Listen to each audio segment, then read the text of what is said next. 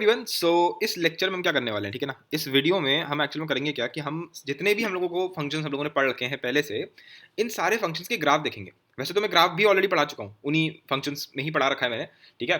तो उनका एक तरीके से रिवीजन सॉर्ट ऑफ हो जाएगा हमारा, और सारी जो ग्राफ है वो एक जगह आ जाएंगे। मतलब एक तरीके से ट्रिग्नोमेट्री के सारे आ गए, ठीक है। फिर आपके अलजेब्रा वाले सारे आ गए, मॉडल्स का आ गया, लॉगरिथम का आ गया, एक्सपोनेंशियल का आ गया। तो इससे क्या हो जाएगा, इस लेक्चर को, ठीक है, इस लेक्चर को हमें पूरा याद रख लेना है, ठीक है। अच्छा कि अच्छा इसका ग्राफ ऐसे, इसका ग्राफ ऐसे, इसका ग्राफ ऐसे, सारे ग्राफ एक साथ एक तरफ आ गए। मतलब ये तुम्हारा वो लेक्चर हो गया जो कि तुम्हें सारे के सारे लेक्चर, तुम्हें मतलब सारे के सारे ग्राफ जो होंगे जो कि इस लेक्चर में मैं तुम्हें दिखाऊंगा, वो सारे के सारे तुम्हें आने चाहिए, ठीक है। वो तुम्हें याद हो जाने चाहिए। फिर चाहे तुम इस लेक्चर को 4 बार देखो, 3 बार देखो, जो भी है, या फिर तुम इस लेक्चर को बार बार इसके नोट्स को रिवाइज करो, ठीक है। अब बहुत ही मज़ा आएगा क्योंकि ग्राफ ऑब्वियसली बहुत इंटरेस्टिंग होता है। और सबसे मज़े की बात क्या है कि हम ये पहली बार नहीं पढ़ रहे हैं, हम लोग ऑलरेडी पढ़ भी चुके हैं, राइट। मैंने आपका अगर कोई बंदा मुझसे क्लास 11 से फॉलो करता हुआ आ रहा है तो मैं पहले क्लियर कर दे रहा हूँ, क्लास 11 में ही, ठीक है, क्लास 11 की स्टार्टिंग में ही हमने ये सारी चीज़ें पढ़ रखी हैं, राइट। आपका पॉलिनोमियल फंक्शन क्या होता है, उसके ऊपर सारी चीज़ें हम लोगों ने देख रखी हैं, ठीक है। फिर आपका क्या कहते हैं इसके आगे, पहले मैं ये बता देता हूँ, फंक्शंस के दो टाइप होते हैं, एल्जेब्रिक एंड ट्रांसेंडेंटल। ट्रांसेंडेंटल यानी कि नॉन एल्जेब्रिक, ठीक है। बाकी ट्रांसेंडेंटल का मतलब वैसे तो होता है स्पिरिचुअल रेल्म। अब जो भी उसका नाम रहा होगा, जो भी उसका रीज़न रहा होगा, इतना भी इंटरेस्ट नहीं है मेरे को हर एक चीज़ की, बिल्कुल, ठीक है। तो सबसे पहला फंक्शन जो हमारा एल्जेब्रिक में आएगा, एल्जेब्रिक फंक्शन बेसिकली ऐसे मान लो कि जब वेरिएबल्स में हम कुछ खेल रहे होते हैं, ठीक है, एक्स वाई, इन सब चीज़ों में, उन्हीं के बीच में प्लस माइनस हो रहा है, तो एक हो गया आपका पॉलिनोमियल फंक्शन, ठीक है। फिर नेक्स्ट कौन सा हो जाता है, इर्रेशनल फंक्शन, इर्रेशनल फंक्शन, ठीक है।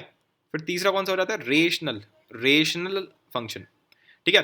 फिर पता क्या होता है, फिर चौथा जो होता है वो होता है piecewise function, piecewise function. तो पीस वाइज फंक्शन वैसे लोगों को पता भी होगा, मतलब कुछ इस टाइप का होता है पीस वाइज फंक्शन ना। जैसे फॉर एग्जांपल इस टाइप से, जैसे मैंने बोल दिया एक्स स्क्वायर माइनस 2, अगर एक्स जो है लेट से अगर वो 2 से छोटा है तो ये मेरा फंक्शन है।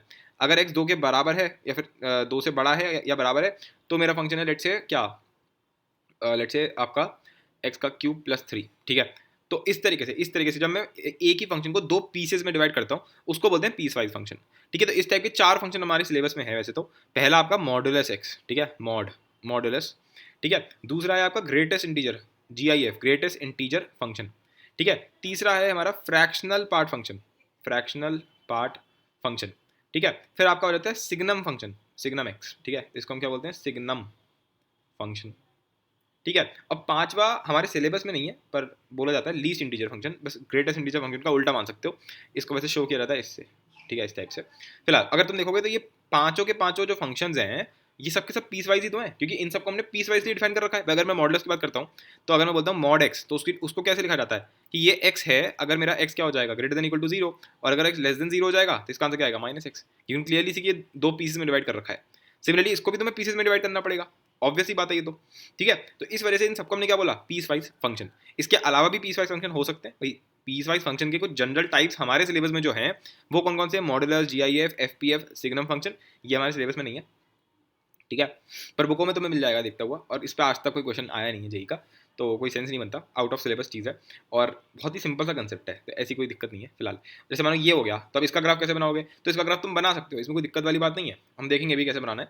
पर पॉइंट ये है कि ये एक पीस वाइज फंक्शन है, पर ये इस लिस्ट में नहीं है, ठीक है, क्योंकि एक जनरल पीस वाइज फंक्शन है, ठीक है। हम तो बस ये बात कर रहे थे कि पीस वाइज फंक्शन में भी आपके पास कौन कौन से टाइप्स हैं, तो हमें बताइए मॉडुलस, GIF, FPF और आपका सिग्नम फंक्शन हो जाएगा, ठीक है। अब आ जाते हैं ट्रांसेंडेंटल पे। तो सबसे पहला और जो सबसे फेमस है दैट इज ट्रिगोनोमेट्रिक फंक्शंस, ठीक है, आपका साइन एक्स, कॉस एक्स, है ना, उस टाइप के सारे। फिर आपका आ जाएगा एक्सपोनेंशियल, है ना, एक्सपोनेंशियल फंक्शन, यानी कि एक ही पार एक्स, ठीक है। फिर और इसमें क्या आ जाएगा, अब आ जाएगा आपका फाइनल लॉगैरिथमिक फंक्शन, है ना, ये और भी ज़्यादा फेमस फंक्शंस में से हैं, तीनों की तीनों बहुत फेमस है। तो लॉग बेस ए और यहाँ पे लगाते हैं एक्स, ठीक है। फिर चौथा क्या आ जाएगा, तो चौथा आ जाएगा आपका इनवर्स, इनवर्स ट्रिगोनोमेट्रिक फंक्शन, ठीक है। इसको हम इस लेक्चर में नहीं करने वाले हैं, इनवर्स ट्रिगोनोमेट्रिक फंक्शन को हम इस लेक्चर में नहीं करने वाले हैं, क्योंकि अभी तक हमने इसको पढ़ा ही नहीं है, ठीक है। जब हम इसको पढ़ेंगे तो हम इसको डिटेल में देख लेंगे। सिमिलरली इसके आगे आएगा जियोमेट्रिकल कर्व्स, जियोमेट्रिकल कर्व्स, ठीक है। ये भी अगर तुम देखा जाए तो ये कुछ नहीं, सिंपल, जो हम कोऑर्डिनेट ज्योमेट्री पढ़ते हो, तुम जो कोऑर्डिनेट ज्योमेट्री पढ़ेंगे हम लोग, ठीक है, तो उसके अंदर जितने भी तुम पढ़ते हो, एलिप्स, हाइपरबोला, उसी उसकी इक्वेशन को बेसिकली लोग बोलते हैं ज्योमेट्रिकल कर्व्स, ठीक है। तो ये और ये हम बाद में पढ़ेंगे, अभी नहीं पढ़ेंगे, ठीक है। इस लेक्चर में हम इनके बारे में बात नहीं करने वाले, और हम इसके बारे में भी बात नहीं करने वाले हैं, क्योंकि ये आपका भी आउट ऑफ सिलेबस है, और ये हम लोग उसी में पढ़ेंगे जब हम इनवर्स ट्रिग्नोमेट्रिक फंक्शन पढ़ रहे होंगे, तो मैं पढ़ा दूंगा। जब कोऑर्डिनेट ज्योमेट्री के बारे में कुछ भी पढ़ेंगे वहाँ पे ये चीज़ पढ़ लेंगे, ठीक है। तो आज के लेक्चर का मेजर अट्रैक्शन क्या होगा, ये ये और ये सारे के सारे, राइट। तो स्टार्टिंग करते हैं सबसे पहले ट्रिग्नोमेट्रिक फंक्शन से, ठीक है, क्योंकि ये सबसे ज़्यादा इंपॉर्टेंट है। बाकी सब में सबसे ज़्यादा जो अगर कहीं भी वो बंदा फंसा सकता है तो वो आपका ट्रिग्नोमेट्रिक फंक्शन है, क्योंकि इसमें सबसे ज़्यादा वो होता है, डोमेन और रेंज का चक्कर होता है। तो सबसे पहले स्टार्ट करते हैं हमारे पहले वाले बंदे से, दैट इज ट्रिगोनोमेट्रिक फंक्शंस। इसके ऊपर मैं बहुत अच्छे से इसको समझा चुका हूँ कि ये कहाँ से आए, ठीक है। ये मैं फिर से रिपीट कर देता हूँ इस बात को कि मैं ऑलरेडी पढ़ा चुका हूँ ये, कि ये जो ग्राफ आएगा ट्रिग्नोमेट्रिक फंक्शन का, कि साइन एक्स का ग्राफ ऐसा होता है, कॉस एक्स का ग्राफ ऐसा होता है, इसका एक एक रीजन दिया है मैंने, मैं तुम्हें बल्कि वो लेक्चर शो करता हूँ। मेरी ट्रिग्नोमेट्री की प्लेलिस्ट है और इसमें तुम ये देखो, ये एक लेक्चर है, इसमें देखो ग्राफ से आ रहा है, 1 घंटा 25 मिनट का लेक्चर है। तो 1 घंटे 25 मिनट का लेक्चर है, इसमें मैंने पूरा समझाया कि साइन एक्स का जो ग्राफ होता है वो ऐसा ही क्यों होता है, कॉस एक्स का ग्राफ ऐसा ही क्यों होता है, पूरे मतलब 6 के 6 जो फंक्शंस हैं उनका ग्राफ बहुत ही इंट्यूटिव सेंस में समझा रखा है। सिमिलरली फिर इसके बाद क्वेश्चंस भी लिए 40 मिनट तक। तो मैं ये सब मान के चलता हूँ कि ये सब तो तुम्हें आता ही है, रीजनिंग तो तुम्हें आती है। यहाँ हम क्या करने वाले हैं, एक एक करके लिस्ट डाउन करने वाले हैं एक एक फंक्शन को। तो ट्रिग्नोमेट्रिक फंक्शन आपके 6 टाइप के होते हैं, ऑब्वियसली 3 4 5 6।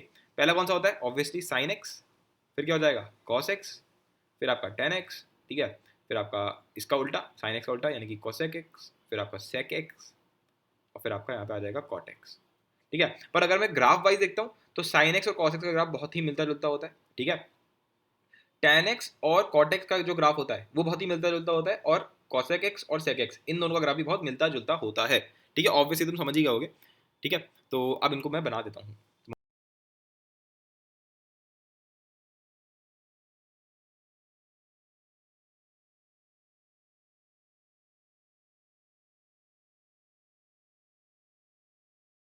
तो ये है हमारा F X equals to sine X का पूरा ग्राफ, ठीक है। मैंने आपको एकदम अच्छे से बना दिया है, ये आपका पूरा ग्राफ हो गया, ठीक है। तो ये हमारा ओरिजिन होता है, ये आपका पाए 2 पाए, ये आपका बीच में यहाँ पे जहाँ पे ये 1 हो जाता है दैट इज पाई/2, जहाँ पे ये -1 हो जाता है दैट इज आपका 3 पाई/2। फिर यहाँ पे ये आपका -पाई/2 पे फिर से क्या हो जाता है, -1 हो जाता है, फिर ये आपका माइनस पाए, फिर ये ऊपर क्या हो गया -3 पाई/2, मतलब -3 पाई/2 पे ये 1 हो गया, फिर वापस 0 कितने पे होता है -2 पाए पे, ठीक है। और फिर ये आपका ऐसे चलता रहता है। तो मैं इसका थोड़ा और अच्छे से तुम्हें दिखा देता हूँ, ठीक है, डेस्मॉस पे दिखा देता हूँ, ज़्यादा अच्छे से समझ में आ जाएगा। साइन एक्स का ग्राफ बनाते हैं, तो ऐसे हमारा साइन एक्स का ग्राफ पूरा जाएगा आपका, ठीक है। पूरा अगर तुम देखते जाओगे तो ये इन्फिनिटी तक जाता जाएगा, राइट साइड में भी और आपका लेफ्ट साइड में भी। अगर मैं इसको जूम आउट करता जाऊँगा तो तुम देख सकते हो, ऐसा लग रहा है कि जैसे रेड कलर की कोई लाइन है ना, ऐसी तो फीलिंग आ रही है। पर अगर तुम एक्चुअल में देखते हो तो क्या है ये, अगर 1 मिनट इधर करते हैं जूम, हाँ जी, देख सकते हो तो ऐसा लगेगा जैसे मानो मैगी है पूरी, है ना, मैगी वाली फीलिंग आ रही है तुमको, ठीक है। तो ये है हमारा पूरा जो है ग्राफ, ठीक है जी, परफेक्ट। तो ये हमारा पूरा ऐसे जाता रहता है।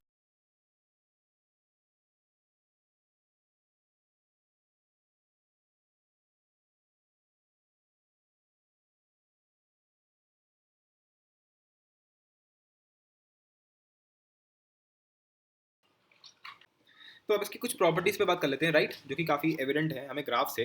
तो सबसे पहले तो यार हमने जो हमने अभी जो इससे पहले वाला लेक्चर था उसमें हमने क्या स्किल सीखी थी, डोमेन और रेंज कैसे निकालते हैं ग्राफ को देख के। तो क्या मुझे इसको देख के जल्दी से कोई मुझे बता सकता है इसका डोमेन क्या होगा, इस ग्राफ का डोमेन क्या होगा, ये बताओ मेरे को, ठीक है।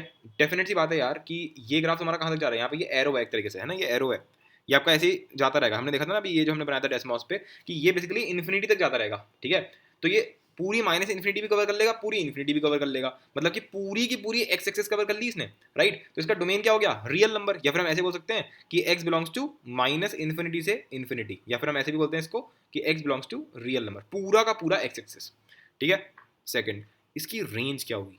तो रेंज का क्या फंडा था कि शैडो कहाँ पे गिर रही है इसकी, राइट। अगर मैं इसकी शैडो देखता हूँ तो इस पूरे ग्राफ की जो शैडो है वो अगर तुम देखोगे तो सिर्फ और सिर्फ इतने रीजन में तो है, अगर तुम देख पाओ तो क्या -1 जो ये लाइन है और एक 1 जो मेरी लाइन है, जो ये जो पॉइंट है, ये क्या है, ये एक्चुअल में 1 है, ये 1 ही तो है ये कोऑर्डिनेट, और ये क्या है -1 है। तो 1 और -1 के बीच में ही तो ये फ्लक्चुएट कर रहा है ना मैगी की तरह, समझ पा रहे हो ना इस बात को। तो तुम्हारा कोई भी इसकी शैडो गिरेगी तो हमेशा शैडो कहाँ कहाँ का गिरने वाली है इसकी शैडो, या तो 0 से 1 में गिरेगी या फिर 0 से -1 में जाके गिर जाएगी। अगर मैं इस वाले पार्ट की देखता हूँ तो ये भी आपकी 0 से -1 में आ जाएगी, या फिर आपका 0 से 1 में आ जाएगी, ठीक है। इस वाले पार्ट की भी 0 से 1 में आ जाएगी, फिर इस वाले भी पार्ट भी 0 से -1 में आ जाएगी। बेसिकली देखा जाए तो -1 से 1 के बीच में ही है, और कोई ब्रेक भी नहीं है इसमें, है ना, कोई ओपन सर्कल तो मैं दिख नहीं रहा होगा, ना कोई गैप दिख रहा है। तो इसका जो डोमेन हो गया वो क्या हो गया, -1 से लेकर के 1, सॉरी इसका जो रेंज हो गया वो क्या हो गया, y बिलोंग्स टू -1 से 1, ठीक है, परफेक्ट। अब जरा थर्ड पॉइंट पर आते हैं जो ज़्यादा इंपॉर्टेंट है, ठीक है। तो सबसे इंपॉर्टेंट चीज़ जो यहाँ पर है वो ये है कि ये एक, अगर तुम ध्यान से देखोगे तो अगर मैं इसका कोई एक इंटरवल बना लूँ, जैसे अगर मैं इधर देखता हूँ ज़्यादा अच्छे से समझ में आ जाएगा। ध्यान से देखना, अगर मैं सिर्फ 0 से 5 में फोकस करूँ, एक मिनट थोड़ा ज़्यादा जूम हो गया, ठीक है, इसको ऐसे देखो बस थोड़ा सा और, हाँ इतना, अरे क्या है यार इसमें, अगर मैं सिर्फ इतना तो मैं इंटरवल दिखाऊं, अगर तुम सिर्फ यहाँ तक देखो, तुम 0 से लेकर के ये आपका 2 पाई आ रहा है ना, यहाँ पर थोड़ा सा जूम हो सकता है क्या,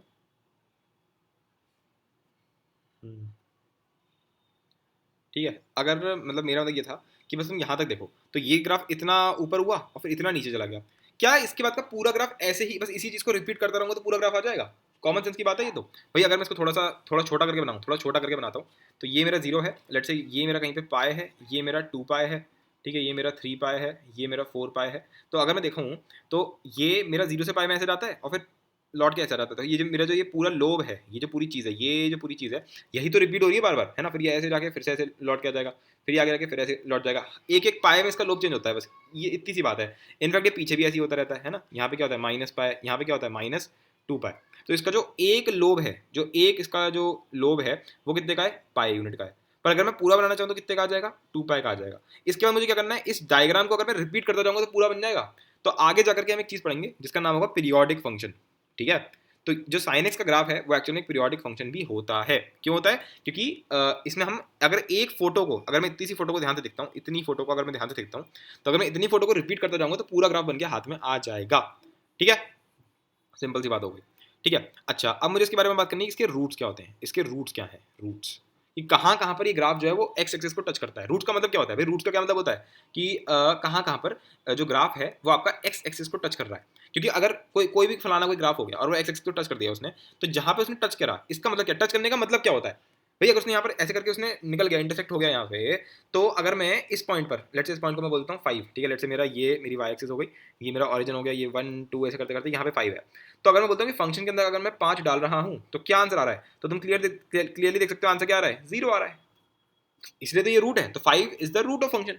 यानी कि रूट सिर्फ और सिर्फ तब होगा अगर वो एक्स एक्सिस को क्या कर रहा है, इंटरसेक्ट कर रहा है, तो रूट निकालने का सिर्फ ये मतलब होता है। और हमें ये पता है कि साइन एक्स जो होता है, अब देखो ये बेसिक बेसिक बात तुम्हें पता होनी चाहिए कि साइन एक्स कब कब 0 होता है, ओनली फॉर एन पाई, ठीक है। तो सिर्फ एन पाई ऐसी जगह होगी जहां पर ये क्या हो रहा होगा, इंटरसेक्ट कर रहा होगा, और ये काफ़ी तक एविडेंट है, क्योंकि अगर ये 0 है, ये पाए है ना, 2 पाए, 3 पाए, 4 पाए and so on and so on. Similarly अगर मैं नेगेटिव में बनाऊँ, माइनस पाए, माइनस 2 पाए, माइनस 3 पाए, माइनस 4 पाए, तो जो ग्राफ बनता है देखो वो 0 से शुरू होता है ऐसे करके, तुम देख सकते हो टच कर गया वापस, फिर ऐसे नीचे जाता है, फिर लौट के वापस यहाँ आ जाता है, तो तुम देख सकते हो 0 पे भी टच किया, पाए पर भी, 2 पाए पर भी, फिर ऊपर गया 3 पाए, वापस आ गया, इंटरसेक्ट कर दिया इसने, फिर देखो 4 पाए पे भी कर दिया, फिर आगे जाकर के 5 पाए पे भी कर देगा, फिर इधर अगर तुम देखते हो तो माइनस पाए पे कर रहा है, फिर माइनस 2 पाए पे कर रहा है, फिर माइनस 3 पाए पे कर रहा है, फिर माइनस 4 पाए पे कर रहा है, एंड सो ऑन चलता रहेगा। यानी कि हर एन पाए पर, हर इंटीग्रल मल्टीपल ऑफ पाए पर तुम्हारा जो साइन एक्स है वो अपने मतलब आएगा ही आएगा, वो एक्स एक्सिस पे आना ही आना है उसको, ठीक है। तो ये कुछ चीज़ें ऐसी हैं जो बहुत इंपॉर्टेंट है।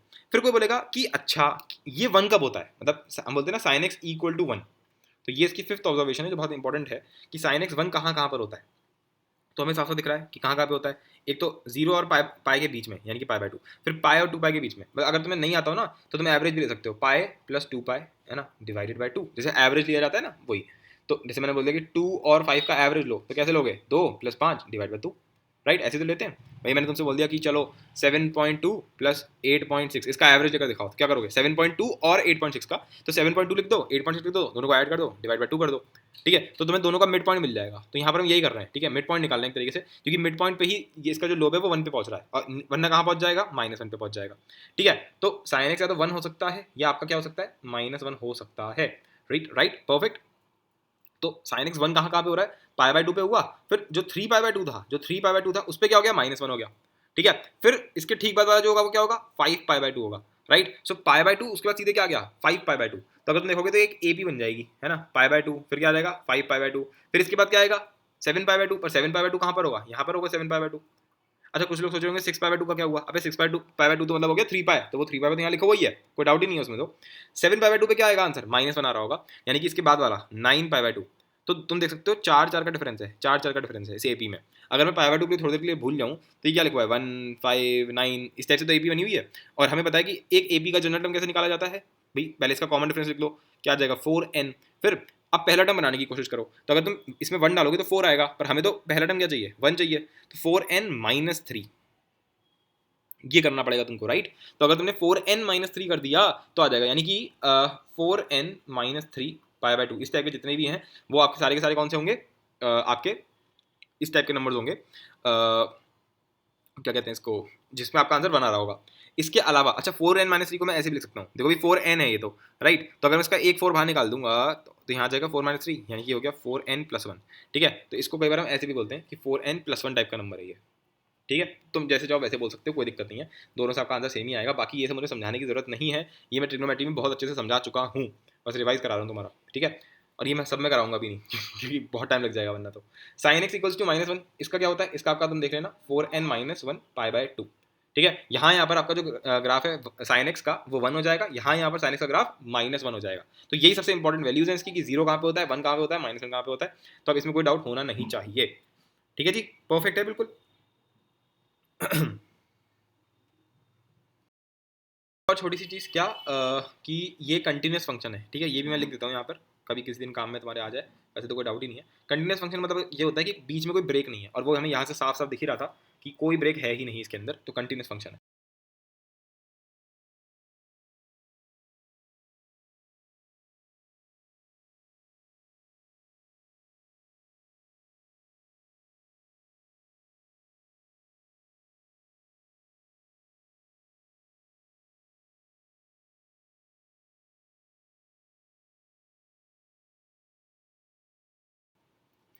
तो ये है हमारा cos x का फंक्शन, ठीक है। हमने sin x के बारे में बात कर ही ली है, अब तुम्हें देर नहीं लगेगी इसको समझने में। तो cos x का अगर मैं देखता हूँ तो कुछ नहीं, अगर तुम देखोगे बस शिफ्ट हो गया है, sin x का जो ग्राफ था, जो sin x का ग्राफ है वो एक यूनिट शिफ्ट इस तरीके से शिफ्ट हो गया है, ऐसे करके शिफ्ट हो गया, pi by 2 units left side में शिफ्ट हो गया है, बाकी पूरा ग्राफ वही है, बाकी पूरा ग्राफ वही है।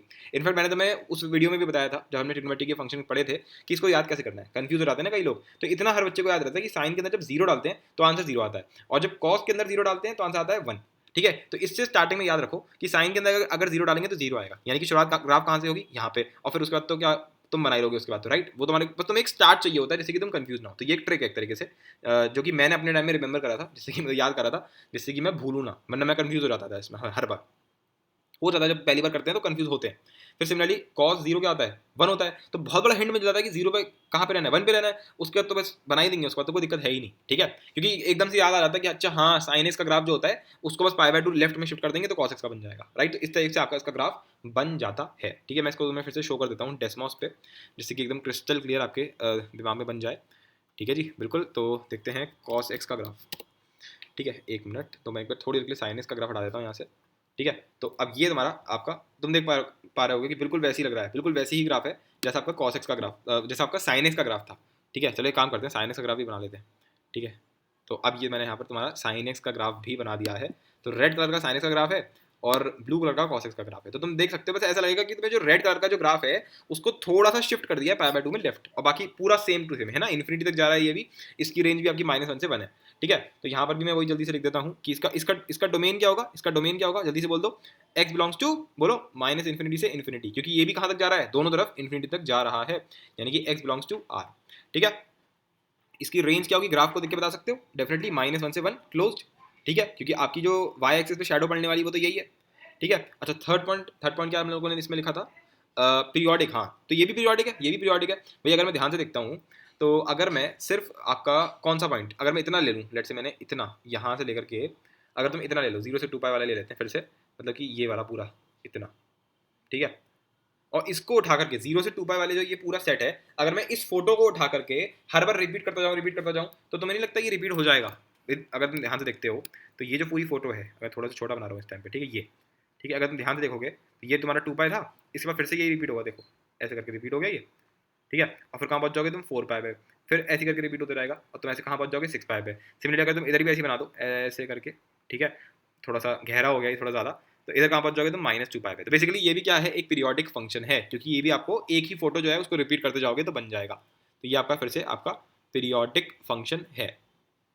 अब इस पर भी वही बात कर लेते हैं कि ये जीरो कहाँ पे होता है ना, कि इसके रूट कहाँ पे होते हैं बेसिकली।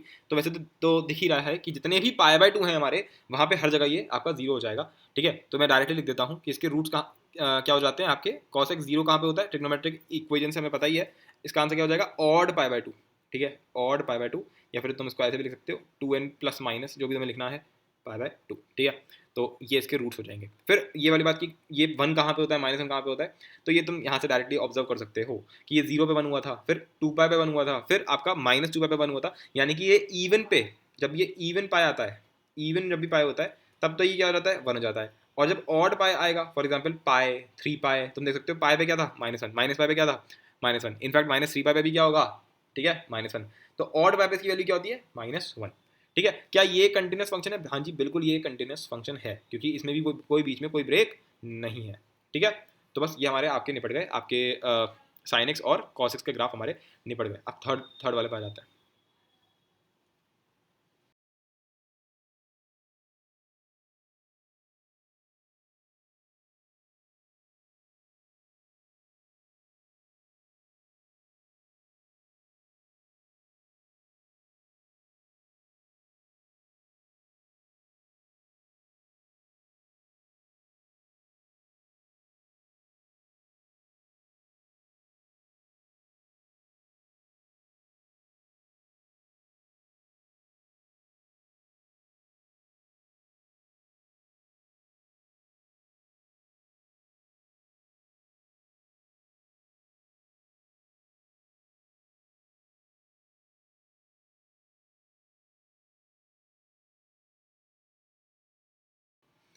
हाँ जी, तो ये है हमारा cosec x का ग्राफ। ठीक है, अब इसमें मैंने किया क्या, अगर मैं ध्यान से देखता हूँ तो मैंने येलो कलर का जो मैंने ग्राफ बनाया वो एक्चुअल में ग्राफ है। बाकी जो व्हाइट कलर की पूरी बकवास करी गई है ये कोई ग्राफ नहीं है। ठीक है, ये कोई ग्राफ नहीं है।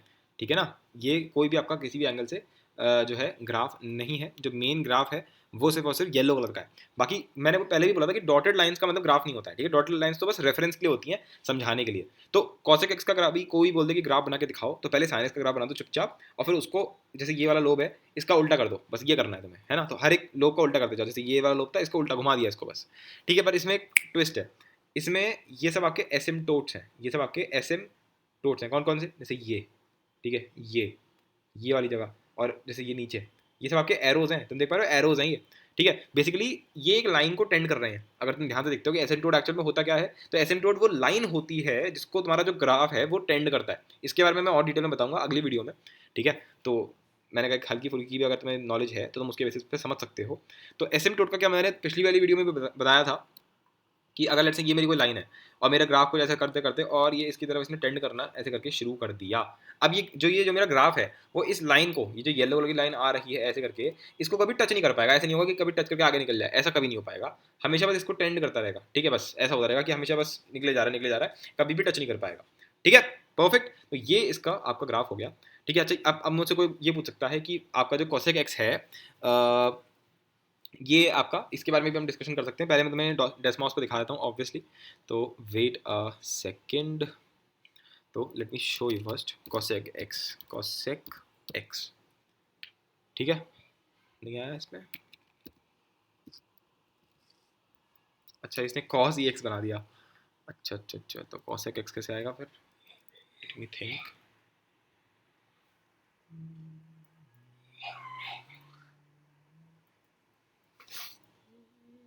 देखो अब आ गया। अब जरा इसको हटाता हूँ मैं, वेट अ सेकेंड। हाँ जी, ये है, देख पा रहे हो। ठीक है, पूरा आपका किस टाइप का ये आपका जो है ग्राफ तुम्हें दिख रहा होगा। ठीक है, तो ये हमारा cosec x का ग्राफ है। इनफैक्ट मैं एक काम करता हूँ, मैं तुम्हें इसी के साथ में sin x भी शो करता हूँ, तो तुम्हें और समझ में आएगा कि sin x कुछ नहीं है, बस इसी के साथ में ही है बस। ठीक है, दिख गया, बिल्कुल ऐसा लग रहा है कि बिल्कुल टच कर दिया बस इसने, कि बस sin x को छोड़ छोड़ के चलो, है ना, देख पा रहे हो तुम, बिल्कुल उसने बस उल्टा करते गया हर एक लोग को। ठीक है, तो ये और एसिम्प्टोट का क्या मतलब था, अब वो भी यहाँ से बहुत अच्छे से समझ सकते हैं हम लोग, क्योंकि टेक्नोलॉजी का फायदा तो है ही। देखो ये जो ब्लैक कलर का जो है ये हमारा ग्राफ है cosec x का। अगर मैं तुम देख रहे हो तो ये जो ब्लैक कलर का जो ग्राफ है ये y एक्सिस के पीछे पड़ गया बिल्कुल नहा धो के, देख पा रहे हो तुम, इसके पीछे पड़ गया। देखो 20 तक हम पहुंच चुके हैं, 22 तक हम पहुंच चुके हैं, और ऐसा लग रहा है कि 26 पे इसने टच कर लिया ग्राफ को। पर अगर मैं इसमें यहाँ पे थोड़ा सा जूम करता हूँ, तुम देख पा रहे हो, देखो एकदम से तुम्हें दिखने लग गया होगा कि यहाँ गैप आ गई। ठीक है, तो मैं जितना ऊपर ज़्यादा जाऊँगा मुझे देखो फिर से लगेगा, तुम्हें लग रहा होगा कि चलो ये 48 पे टच हो गया, पर तुम जूम करो इसको थोड़ा, तुम देखो तुरंत गैप आ गया। देखो बल्कि अगर तुम जूम करते जाओगे तो इन्फाइनाइट लेवल का गैप आ जाएगा इसके अंदर। ठीक है, क्योंकि इन्फिनिटी दो टाइप की होती है ना, इन्फिनिटीज अंदर भी होती हैं। ठीक है, अच्छा, अब ये मैंने सिर्फ वाई एक्सिस पे शो किया था, पर तुम अगर देखोगे तो हर जगह पे ऐसी हो रहा है, हर जगह पे हो रहा है। तो मैंने तो सिर्फ इतनी जगह को तुम्हें जूम करके दिखाया है, तुम सोचे देखो इधर भी ऐसी हो रहा है, इधर भी ऐसी हो रहा है, इधर भी ऐसी हो रहा है, ठीक है। So this was the complete graph of आपका cosec x, ठीक है। तो अब इसके बारे में अगर मैं तुमसे बोलता हूँ इसका डोमेन बताओ, तो बहुत ही सिंपल है इसका डोमेन बताना, क्योंकि डोमेन क्या होता है कि एक्स एक्सिस पे इसकी परछाइयाँ कहाँ गिर रही हैं। तो ये अगर आप देखोगे तो जीरो यहाँ पे गिरा इसका, है ना। एक मिनट मैं काम कर लेता हूँ पहले, वेट अ सेकेंड। हाँ जी, अब अगर मैं देखूँ तो अगर तुम इसकी परछाई गिराते जाओगे एक्स एक्सिस पे, तो जीरो से पाए में आ गया, जीरो से पाए में आ गया। लेकिन पाए पे अगर तुम देखते हो, एग्जैक्ट पाए पे तो कुछ भी नहीं है ना भाई, एग्जैक्ट पाए पे अगर तुम देखते हो तो शैडो गिरनी ही नहीं है। क्यों नहीं गिरनी है? क्योंकि यहाँ तो एसिम्टोट है भाई। ये जो मेरा जो ग्राफ है वो कभी भी पाए वाली लाइन को क्या कभी टच कर रहा है क्या? कभी टच नहीं करेगा। यानी कि अगर मैं यहाँ पे टॉर्च गिराऊंगा तो मेरा ग्राफ जो है वो पाए पे तो कुछ भी नहीं है ना। ये जो लाइन है पाए वाली, इस पे तो मेरा ग्राफ है ही नहीं, तो इधर कोई शैडो नहीं बनेगी, इधर ओपन होगा, ठीक है। इतनी जगह तो इसने कवर कर ली शैडो ने, पर पाए पे छोड़ दिया। सिमिलरली अगर मैं अब फिर से शैडो गिराता हूँ तो अब नीचे से शैडो आएगी, अब नीचे से शैडो आएगी, तो फिर से वो ऐसे आने वाली है, ऐसे ऐसे ऐसे ऐसे ऐसे ऐसे ऐसे ऐसे ऐसे। पर फिर से वही होगा कि इतना तो इसने एरिया कवर कर लिया, बट 2 पाई वाला आपका पूरा रह गया। फिर सिमिलरली क्या होगा, ये आपका 2 पाई से ये कवर हो जाएगा, 3 पाई रह जाएगा, फिर आपका ऐसे चलता रहेगा आगे तक, राइट। सिमिलरली इधर भी यही होगा। तो जितने भी हमारे इंटीग्रल मल्टीपल्स ऑफ पाए हैं वो हमारे सारे के सारे छूट जाएंगे, ठीक है। तो इसका डोमेन क्या बनेगा कि सारा कुछ सब कुछ, बस इसमें से क्या हटा दो, इसमें से एन पाए हटा दो, इसमें से एन पाए हटा दो, जहाँ पे एन तुम्हारा कुछ नहीं, एक इंटीजर है।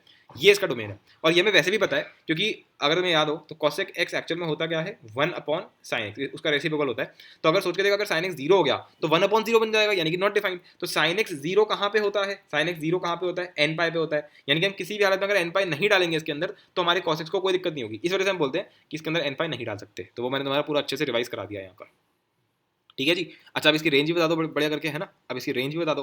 तो अगर तुम रेंज को ध्यान से देखोगे तो इसकी जो परछाइयाँ हैं, इसकी जो आपकी जो शैडोज़ हैं इसकी, अगर मैं इसको ऐसे देखता हूँ तो इसकी शैडो कहाँ पड़ रही है, इधर इस तरफ को पड़ रही है भाई, 1 से ऊपर ऊपर। भाई ये लाइन कौन सी थी, ये 1 है आपका, ये क्या है, -1 है। तो तुम्हारे जो येलो कलर ग्राफ्स हैं, क्या वो कभी भी 1 और -1 के बीच में कुछ तुम्हें कोई ग्राफ दिख रहा है? 1 और -1 के बीच में तुम्हें कोई भी ग्राफ दिख रहा है? इस जगह पे, इस जगह पे कोई भी तुम्हें ग्राफ दिख रहा है? नहीं, कोई ग्राफ है ही नहीं, कोई ग्राफ है ही नहीं, बिल्कुल। यानी कि -1 से 1 वाली जगह छोड़ दे, बाकी हर जगह ग्राफ है, बाकी हर जगह ग्राफ है। देखो ना, इसकी शैडो कहाँ तक जाती जाएगी, ऐसे करते करते इन्फिनिटी तक जाएगी इसकी शैडो, राइट। सिमिलरली अगर मैं इसकी शैडो देखता हूँ तो ऐसे करते करते कहाँ तक जाएगी, -इन्फिनिटी तक। यहाँ से और अच्छे से समझ सकते हो कि जो ब्लैक कलर का ग्राफ है, तुम देख सकते हो, मैंने जूम आउट कर दिया है इस टाइम पर, देख पा रहे हो तुम भाई साहब ठीक है, देख पा रहे हो तुम कि बेसिकली जो cosec x का जो ग्राफ है वो इन्फिनिटी और -इन्फिनिटी तक जा रहा है। बस -1 से 1 को उसने बख्श दिया है ना, तो -1 से 1 उसने बख्श दिया है। मतलब कि अगर मैं अपने r में से, जो मेरा ये पूरा रियल नंबर सिस्टम है, यानी कि पूरी y एक्सिस है, इसमें से अगर मैं बस में -1 से 1 हटा दूं, और वो भी ओपन ओपन क्यों, क्योंकि ये आपका देखो यहाँ पर टच तो कर रहा है ना, यहाँ पर टच तो कर रहा है, बेसिकली -1 और 1 इंक्लूडेड है, बस उनको हटाना है। -1 से 1 की जो बीच की कहानी है उसको हटा दो बस, ठीक है। तो बस यही मेरा इसका क्या हो जाएगा, रेंज हो जाएगा, ठीक है। परफेक्ट, बिल्कुल इतना काफी है। बाकी पीरियोडिक फंक्शन तो तुम्हें दिख ही रहा है ही है ना। अगर मैं इतनी चीज को रिपीट करता जाऊंगा तो पीरियोडिक बन जाएगा। कंटिन्यूस है नहीं, कंटिन्यूस नहीं है। क्यों नहीं है? क्योंकि बीच बीच में ब्रेक बन रहा है, ठीक है। बाकी कंटिन्यूटी के बारे में और डीप में जाकर के हम बाद में बात करेंगे। फिर क्या है आपका ये कि जीरो कब होता है, ये सब चीजें तुम अपने आप देख सकते हो यहाँ पर कि क्या ये कभी जीरो होता है, ये कभी जीरो नहीं होता। तुम्हें दिख रहा होगा साफ साफ कि इसका कोई रूट ही नहीं होता, कोई इसका रूट्स नहीं है, कोई इसके रूट्स नहीं है, कभी भी जीरो नहीं होगा, कभी भी जीरो नहीं होगा। बड़े मजे की बात है ये, है ना, क्योंकि इसका ग्राफ बता रहा है तुम्हें। इसका ग्राफ देखो ना, कब कब ऐसा हुआ कि इस ग्राफ ने एक्स एक्सिस को इंटरसेक्ट किया, कभी नहीं किया ना। तो नो रूट्स, ठीक है, नो रूट्स, पहली बात। फिर ये 1 और -1 कब होता है, तो 1 ये कब होता है, देखो जरा ध्यान से, पाई/2 पे 1 होता है ये। फिर आपका -पाई/2 पे क्या हो जाता है, सॉरी माइनस कह रहा हूँ, 3 पाई/2 पे -1 हो गया, ठीक है। फिर आपका 5 पाई/2 पे क्या हो गया ये, फिर से आपका क्या हो गया, ये आपका 1 हो गया, ठीक है। तो हम ये बोल सकते हैं कि 4n+1 पाई/2, इस पे तो ये क्या हो जाता है, 1 हो जाता है। और 4n-1 पाई/2, इस पे ये क्या हो जाता है आपका -1 हो जाता है, ठीक है। परफेक्ट, बिल्कुल। तो अब बात करते हैं sec x के बारे में।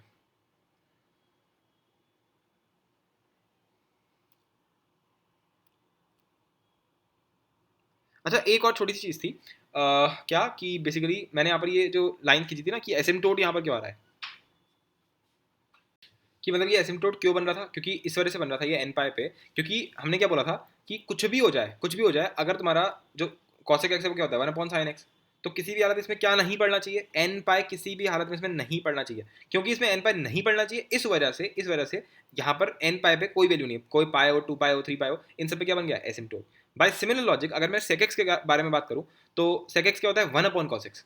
cos x कब जीरो होता है भाई, आपका cos x जो है वो कब जीरो होता है, ऑड पाई बाय टू के लिए, है ना, ऑड पाई बाय टू के लिए हमेशा क्या हो जाता है आपका 0 हो जाता है। तो इस जगह पे सेक एक्स पे क्या बनेंगे, एसिम्टोट्स बनेंगे। तो अब मैं थोड़ा जल्दी जल्दी वाला बना दे रहा हूँ, ठीक है। तो एक मिनट, जैसे पाई बाय टू पे बन जाएगा, ठीक है, 3 पाई बाय टू पे बन जाएगा, फिर आपका 5 पाई बाय टू पे बन जाएगा, ठीक है, फिर आपका 7 पाई बाय टू पे बन जाएगा, अ, फिर ये -पाई बाय टू है, इस पे बन जाएगा, -3 पाई बाय टू पे बन जाएगा। ये थोड़ा मैंने ऐसी बना दी जल्दी जल्दी में, ठीक है, तो समझ जाओगे। तो -5 पाई बाय टू, फिर आपका -7 पाई बाय टू, ठीक है। और अब क्या करना है, अब वही, अब इसमें फिर से वही cos x का ग्राफ बना दो। cos x का ग्राफ भाई 0 पे क्या होता है 1, तो ये हमारा ऐसे करके ग्राफ बनेगा इसका, परफेक्ट करके एकदम से बढ़िया करके बनाते हैं, ठीक है जी, बिल्कुल बन जाओ, ठीक है। अब मैंने जल्दी जल्दी बना दिया तुम्हारे लिए, है ना। वो जो देखने वाली जो चीज़ थी ना, अब वो तुम्हें कहीं ना कहीं तुम्हारे दिमाग में सेट हो चुकी है कि कैसे ग्राफ बनाना है। तो अब वो बस कुछ नहीं करना, वही इसका उल्टा कर देते हैं एसिम्टोट के साथ। एसिम्टोट मत भूलना, ठीक है, क्योंकि एसिम्टोट तो इसमें भी बनेगा, ठीक है। बाकी एसिम्टोट पे ना कुछ लोगों को कम क्लैरिटी हो पा रही होगी, तो मैं उस पर और अभी एक पूरी वीडियो बना दूंगा कि एसिम्टोट एक्चुअल में होता ही क्या है, ठीक है। तो उससे काफ़ी क्लैरिटी मिलेगी कि क्या माजरा है एसिम्टोट का। मतलब मोटे मोटे तौर पे एसिम्टोट यही है कि यार एक एक जो हमारा ग्राफ है उस पे हमारा जो मतलब वो किसी एक तरफ को टेंड कर रहा है एक लाइन पे, और उसको वो कभी टच नहीं करेगा। टच क्यों नहीं करेगा, अच्छा अगर सोच के देख, अगर सेक एक्स जो है वो लेट से -7 पाई बाय टू ये जो आ रही है इस टाइप की लाइन को ये टच कर लेगा, इसका मतलब क्या हो गया कि सेक एक्स ने इसको टच कर लिया, मतलब कि सेक एक्स की एक वैल्यू है -7 पाई बाय टू के अंदर, यानी कि सेक के अंदर मैंने -7 पाई बाय टू डाल दिया। अगर उसने टच कर लिया इसका मतलब क्या हो गया कि मैं इसके अंदर डाल दिया, और इसके अंदर ये डालना अलाउड किसी भी हालत में अलाउड नहीं है, क्योंकि इसके डोमेन में ही नहीं है। अगर तुम डालोगे तो क्या आंसर आ जाएगा 1/0, ठीक है। तो इसका डोमेन क्या होगा, अच्छा जल्दी से बताओ इसका डोमेन क्या होगा।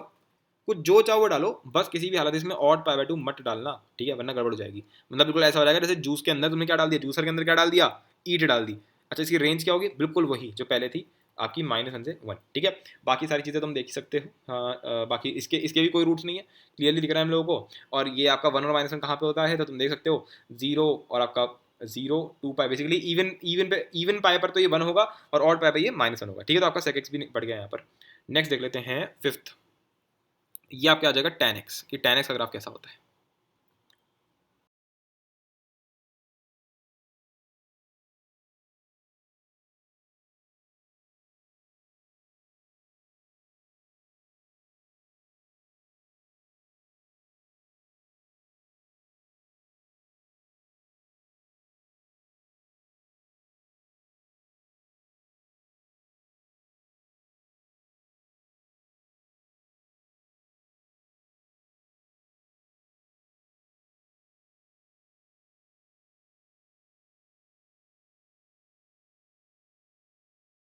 तो ये है हमारा tan x का ग्राफ, ठीक है। और मैंने समझा ही दिया था कि भाई इसमें tan x क्या होता है, sin x by cos x। तो cos x क्या होता है हमारा, बेसिकली 0 हो जाता है आपका ऑड पाई बाय टू पे, तो इसलिए ये इसका ग्राफ बनता है। अच्छा ये 0 कब होता है, कॉमन सेंस की बात है, हमने जो बोला कि इसके रूट्स क्या होंगे, तो ऑब्वियस ही बात थी कि ये होता है sin x by cos x। Sine 0 कब होता है, वहीं पे ये 0, वहीं पे ये 0 हो जाएगा, राइट। तो हमारा साइन 0 होता है आपका integral multiple of pi by two पे। इस वजह से आपके 0 पाई 2 पाई -पाई -2 पाई इन सब जगहों पे ये इंटरसेक्ट करेगा एक्स एक्सिस को। ये जो मैं बोल रहा हूँ ना इंटरसेक्ट करेगा, इस टाइप की लैंग्वेज आपके दिमाग में एकदम क्रिस्टल क्लियर होनी चाहिए, ठीक है। अच्छा अब जल्दी से इसका मुझे बताओ कि इसका डोमेन क्या होगा। तो हमें क्लियरली दिख रहा है कि इसमें कोई भी दिक्कत नहीं है, पूरा ग्राफ हर जगह डिफाइंड है, बस दिक्कत कहाँ पे आ रही है, इन सब जगहों पे आपके odd multiple of pi by two पे, राइट। तो आर माइनस आपका odd multiple of pi by two को, इसको तुम शैडो मेथड से भी कर सकते हो, क्योंकि अगर तुम इसकी शैडो गिराओगे तो देखो यहाँ यहाँ पे हर जगह शैडो आएगी इसकी, पूरी 0 से पाई बाय टू में आएगी, फिर आपकी -पाई बाय टू में भी आएगी, पर फर्क क्या होगा, यहाँ पर ओपन सर्कल बन जाएगा, राइट। तो ये ओपन सर्कल बन गया, यहाँ ओपन सर्कल बन गया, और ये पूरी आपकी इसकी शैडो आ गई, ठीक है। सिमिलरली अगर तुम देखोगे तो इस पॉइंट की भी पूरी शैडो आपकी गिरेगी, तो इसकी भी पूरी शैडो यहाँ तक आ जाएगी, पर यहाँ पे ओपन बनेगा, फिर इसकी शैडो यहाँ तक आ जाएगी, फिर यहाँ पे ओपन बनेगा। तो इसी से हमारा यही डोमेन निकल के जो है आएगा, ठीक है, परफेक्ट। आगे बढ़ते हैं, आगे बढ़ते हैं, बिल्कुल। तो ये हमने इसका डोमेन निकाल दिया है। अच्छा इसकी रेंज बताओ, इसकी रेंज बताओ। तो रेंज को अगर तुम देखते हो तो बहुत ही सिंपल रेंज निकालना, तो शैडो वाले मेथड से तो खासकर, क्योंकि इसकी शैडो अगर तुम देखते जाओ वाई एक्सिस पे, तो पूरा वाई एक्सिस कवर करेगी ये, क्योंकि एरो बनूंगा यानी कि इन्फिनिटी तक जाएगा, नीचे तक जाएगा ये, ठीक है। तो पूरा -इन्फिनिटी कवर हो गया, फिर अगर तुम इसको पूरा ले लोगे ऐसे करते करते ये पूरा इन्फिनिटी भी कवर हो जाएगा, तो पूरी रियल एक्सिस यानी कि पूरा वाई एक्सिस, ठीक है। तो इसलिए इसका रेंज क्या हो जाएगा, पूरा का पूरा आर, -इन्फिनिटी से इन्फिनिटी तक।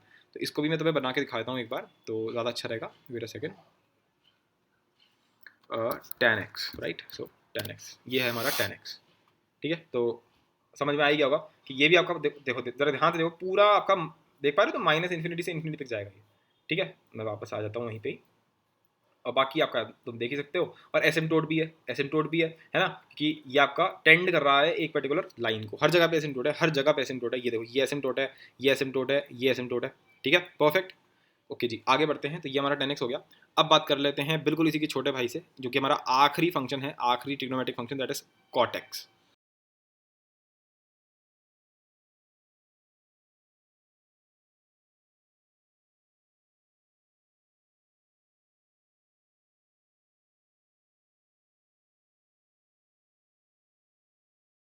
ठीक है, ये है हमारा कॉटेक्स फंक्शन, ठीक है, उसका पूरा ग्राफ। ठीक है, कुछ नहीं, बस तुम सिंपल tan x जो तुम बनाते हो, ये तुम्हारा tan x है, इसको पहले तो रिवर्स कर दो, तो तुम्हारा ऐसा बन जाएगा ये, पहली बात। फिर क्या करना है, अगर मैं देखूँ सिंपल कॉमन सेंस क्या था, कॉटेक्स के अंदर अगर मैं देखता हूँ तो कॉस अपॉन साइन होता है, तो साइन जहाँ यहाँ पर जीरो होता है वहाँ वहाँ पे एसिम्प्टोट बन जाएगा, और कॉस जहाँ यहाँ पर जीरो होता है वहाँ पे क्या बनेगा, रूट्स आ जाएंगे वहाँ पे हमारे। तो रूट्स कहाँ कहाँ पे आएंगे हमारे, odd multiple of pi by two पे। ठीक है, अच्छा इसका डोमेन बता दो जल्दी से। तो डोमेन इसका क्या आएगा भाई, समझ ही गए होगे लोग, राइट। भाई रियल नंबर में से कहाँ कहाँ पे गड़बड़ हो रही है, पाए टू पाए, बेसिकली इंटीग्रल मल्टीपल ऑफ पाए पे। ठीक है, अच्छा रेंज क्या है इसकी, तो रेंज इसकी भी क्या है, ऑब्वियसली पूरा रियल नंबर सिस्टम, क्योंकि इसकी शैडो भी अगर तुम देखने जाओगे तो पूरी माइनस इन्फिनिटी से इन्फिनिटी तक जाएगी। ठीक है, और ये भी आपका वही पीरियोडिक फंक्शन है। ठीक है, तो अगर मैं तुम्हें शो करता हूँ यहीं पे, चलो यहाँ पर आ देते हैं आपका कॉटेक्स। ठीक है, तो अब ज़रा ध्यान से देखना। ठीक है, तो इस तरह से तुम्हें देखने को मिलेगा, जो ग्रीन कलर का है वो है हमारा बिल्कुल तुम देख सकते हो, बिल्कुल एक दूसरे के उल्टे हैं ये, है ना। तो अगर मैं इसको हटा दूँ यहाँ से, tan x को हटा देता हूँ, ठीक है, तो तुम ये भी बिल्कुल बिल्कुल बिल्कुल वही ग्राफ है, बस इसका रिवर्स कर दिया है, ऐसा लग रहा है मानो शीशा रख दिया हो किसी ने, है ना। ठीक है, क्रिस्टल ओके, तो बढ़िया है, आई होप सो समझ में आ गया होगा पूरा मांजरा।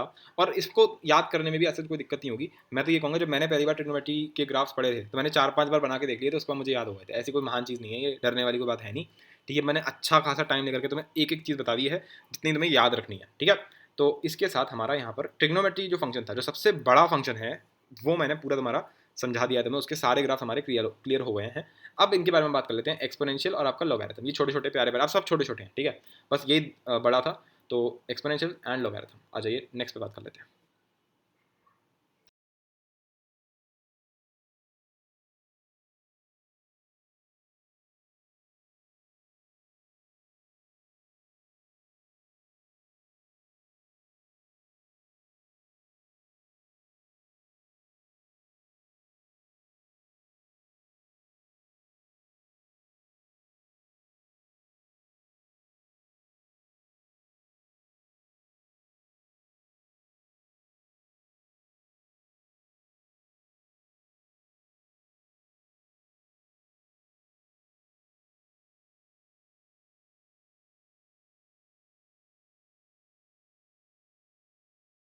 हाँ जी, तो अब हम देख रहे हैं एक्सपोनेंशियल फंक्शंस को। तो एक्सपोनेंशियल फंक्शन में हमें पता है क्या होता है, ए की बार एक्स, जहाँ पर ए कांस्टेंट होता है, यानी कि ए आपका ग्रेटर देन जीरो है, और ए वन नहीं होना चाहिए, और एक्स जो है वो एक रियल नंबर होना चाहिए। ठीक है, ये सब चीज़ें हम लोग क्यों है, क्या है, नेगेटिव क्यों नहीं हो सकता, सब डिस्कस ऑलरेडी कर चुके हैं।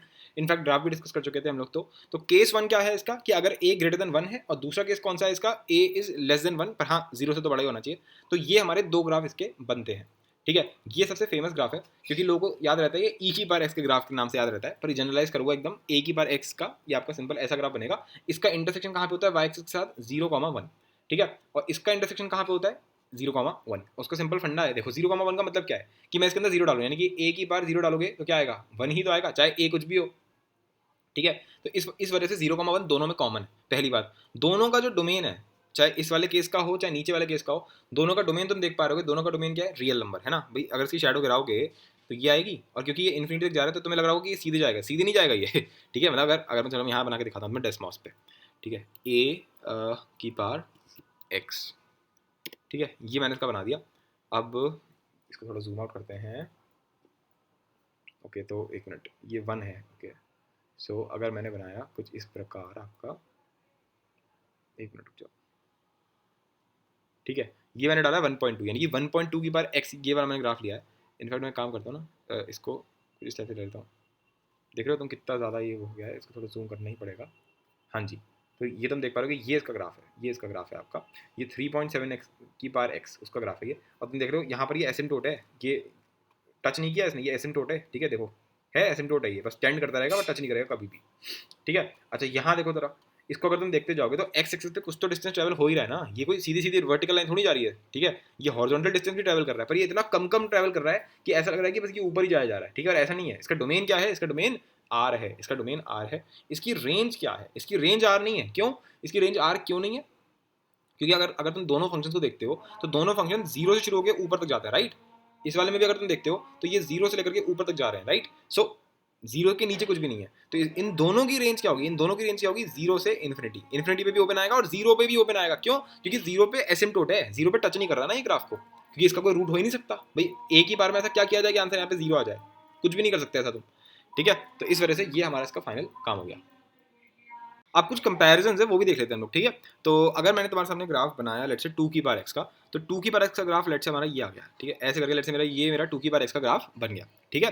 अच्छा, अब मैंने बनाया e की पावर x। e की पावर x क्या होता है, 2.7 समथिंग इसकी पावर x, यानी कि 2 से बड़ा है, राइट। तो इसका अगर तुम ग्राफ बनाओगे, अगर तुम इसका ग्राफ बनाओगे तो होगा क्या कि जीरो से नीचे में तो ये इसके नीचे पहुंच जाएगा, यानी कि यहाँ पे हो जाएगा। मैं दूसरे कलर से शो करता हूँ, चलो ब्लू से शो कर देते हैं, ठीक है। तो ये आपको यहाँ पहुँच जाएगा और इसमें यहाँ पर ये इसके ऊपर होगा, ठीक है। तो ये ई की बार एक्स हो गया, ठीक है जी। अच्छा, नेक्स्ट देख लेते हैं, चलो लेट्स से मैं इससे शो कर देता हूँ। तो लेट्स से मैंने बना दिया क्या, 4 की बार एक्स बना देते हैं, चलो। तो 4 की बार एक्स यहाँ से शुरू होगा नीचे से, लेकिन यहाँ पे इसके ऊपर पहुँच जाएगा, ठीक है, परफेक्ट। तो ये मेरा 4 की बार एक्स होगा। अगर लेट्स से मैंने और बना दिया एक 5 की बार एक्स बना दिया, चलो, ठीक है, क्या 5 की बार एक्स, ओके। तो 5 की बार एक्स, तो ये और ये टच नहीं करेगा, इसको टच नहीं करेगा, पर 0,1 पे सब इंटरसेक्ट कर रहे होंगे और ये आपका ऐसे जाएगा 5 की बार एक्स, ठीक है, परफेक्ट। तो ऐसे हम इसको करते हैं। कुछ लोग ये सोच रहे होंगे कि ऐसा किस खुशी में हो रहा है, ठीक है। वैसे तो मैं ये चीज़ एक्सप्लेन फिर से वही कह रहा हूँ ना, मैं फिर से एक्सप्लेन कर चुका हूँ ये सारी चीज़ों को। अगर आप इनके रिस्पेक्टिव फंक्शंस को खोलेंगे तो आपको मिल जाएगा, ठीक है। पर तुम चाहो तो लॉजिक से समझ सकते हो, कोई बहुत बड़ी बात नहीं है। लेट से मैंने यहाँ पर एक पॉइंट ले लिया, चलो इसको ले लेते हैं। लेट से मैंने यहाँ डाला एक्स को, तो मैं रियल नंबर है एक्स, तो मैं कुछ भी डाल सकता हूँ। तो लेट से ये मेरा एक्स है, चलो बहुत सिंपल ले लेते हैं, -2 ले लिया, चलो ठीक है। तो 2 की पावर एक्स है मेरे पास, फिर क्या इसके आगे ई की पावर एक्स था, 4 की पावर एक्स है और 5 की पावर एक्स है।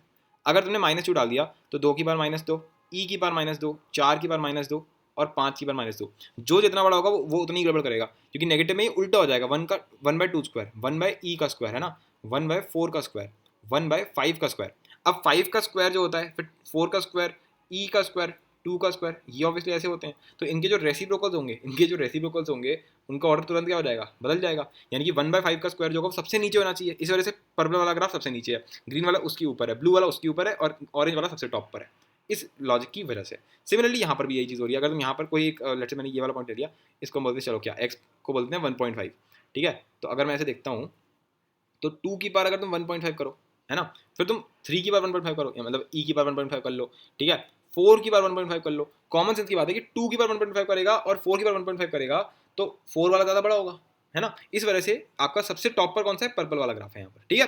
तो ये इसका लॉजिक है, ठीक है। इसके बेसिस पे तुम आप ये वाले भी बना सकते हो आपके, अगर हम ये ले लेना कि ए जो है वो 0 से 1 के बीच में, लेट्स से 1/2 की पावर एक्स, ठीक है, फिर 1/3 की पावर एक्स, इस टाइप के ग्राफ्स। तो मैं ज़्यादा शो नहीं कर रहा, इतने इंपॉर्टेंट चीज़ें नहीं है ये। मैं तो ज़्यादा पता क्या करता हूँ मैं फिलहाल ये सब चीज़ें रखता नहीं हूँ।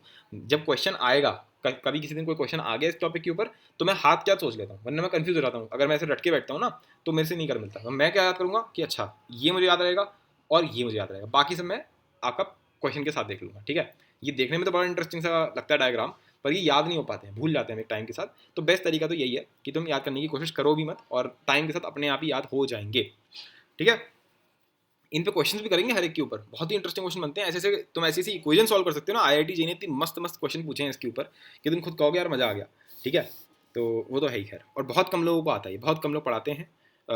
उसका एक रीज़न, मतलब ग्राफ तो हर कोई पढ़ा रहा है आज के टाइम पर उसके बाद जो क्वेश्चंस बनते हैं वो बहुत बहुत कम लोग पढ़ाते हैं। तुमने सुना ही नहीं होगा कि क्वेश्चंस ऑन ग्राफ्स इस टाइप का, तो तुमने चैप्टर ही नहीं सुना होगा ग्राफ नाम से।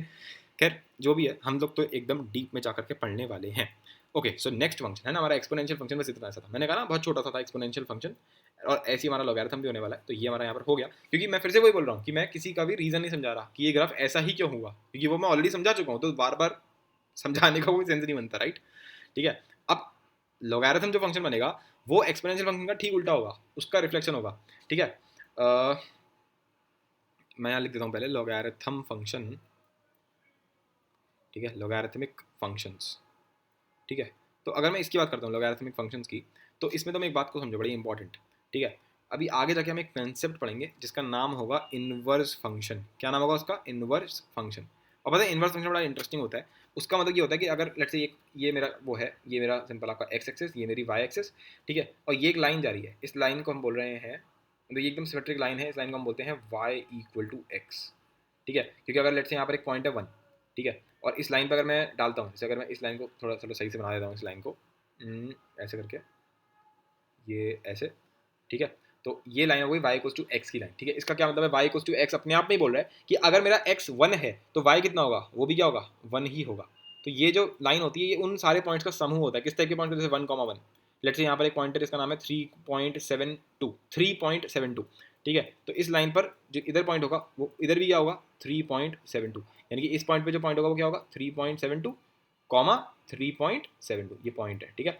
तो इस टाइप से सिमिलरली मैंने बोल दिया जैसे -2.3, तो इसका जो y का जो आंसर होगा वो क्या होगा, वो भी यही होगा -2.3। तो ये पॉइंट यहाँ पर क्या होगा -2.3। तो जो ये y इक्वल टू एक्स की जो लाइन है वो एक्चुअल में क्या है, वो a, इस टाइप के सारे पॉइंट्स का समूह है, ठीक है। तो इसको ये मैंने एक्सप्लेन कर दिया कि y इक्वल टू एक्स की लाइन एक्चुअल में क्या चीज़ है। खैर वो तो सही है, समझ में आ गई बात हमें। तो अगर इस टाइप की मैं एक लाइन बना दूँ, ठीक है, अब मैं तुम्हें लेट्स से शो करा मैंने तुम्हें e की पावर x का मुझे एक ग्राफ बना के दिखाओ, तो e की पावर x का ग्राफ हमेशा ऐसा बनेगा तुम्हारा, ये ऐसे, ठीक है, मतलब अगर ये y इक्वल्स टू एक्स की लाइन है तो जो e की पावर x का जो ग्राफ बनेगा वो हमेशा इस टाइप से बनेगा। और लॉगरिथम फंक्शन हम आगे आगे जाके प्रूव कर देंगे इस बात को कि लॉगरिथम फंक्शन एक होता है एक इन्वर्स फंक्शन, मतलब कि इन्वर्स फंक्शन एक ऐसी चीज़ है कि अगर तुम्हें y इक्वल्स टू एक्स ले लो, यहाँ इसको ऐसे मान लो ये शीशा है, ये शीशा है, ठीक है, ये शीशा है तुम्हारा, तो e की पावर x को अगर तुम शीशे की तरह घुमा दोगे इसको, तो ये घूमता हुआ कैसा बनेगा, कैसा लगता है, क्या लगता है अगर इसको घुमा दिया जाएगा तो भाई इधर जैसे लाइन है बिल्कुल ऐसे करके ये ऐसे घूम जाएगा, ऐसे करके, बोलो समझ में आ गई बात, बिल्कुल एकदम सिमेट्रिकल बनता है e की बार x और आपका log x, ठीक है। मैं तुम्हें यहाँ पे शो करता हूँ तो तुम्हें ज़्यादा अच्छे से आइडिया हो जाएगा। e की पावर x, ठीक है, और यहाँ बनाता हूँ मैं log, बल्कि इनफैक्ट लॉन लिखता हूँ यहाँ पे सीधे लॉन x, ठीक है। अब तुम देख सकते हो यहाँ पर जो ये ग्राफ बन के आया है, एक ब्लैक है और एक ब्लू है, तुम देख सकते हो बिल्कुल एक दूसरे बिल्कुल सिमेट्रिकल बने, राइट। समझ गया होगा कि एक y इक्वल्स टू एक्स की लाइन जा रही है, इनफैक्ट मैं y इक्वल्स टू एक्स की लाइन भी बना दे रहा हूँ तो उससे और फायदे में रहेंगे ना, और अच्छा लगेगा।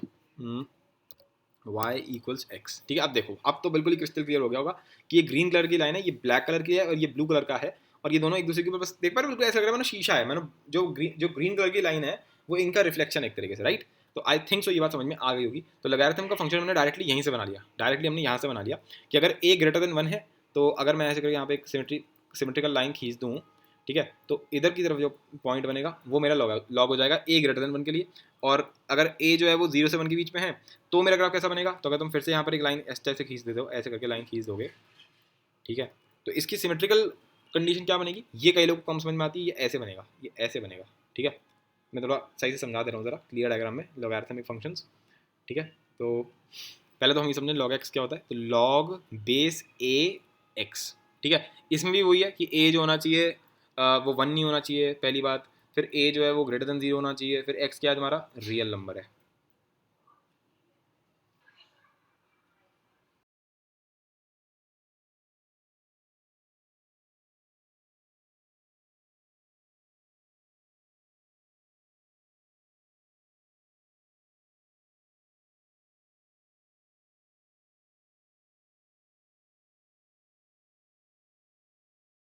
तो अब देखते हैं लॉगरिथम फंक्शन, ठीक है। तो आपका log a x बेस ए जो है वो आपका एक तो 1 नहीं होना चाहिए, फिर a जो है वो ग्रेटर देन 0 होना चाहिए, और ऑब्वियसली रियल नंबर तो होना ही चाहिए।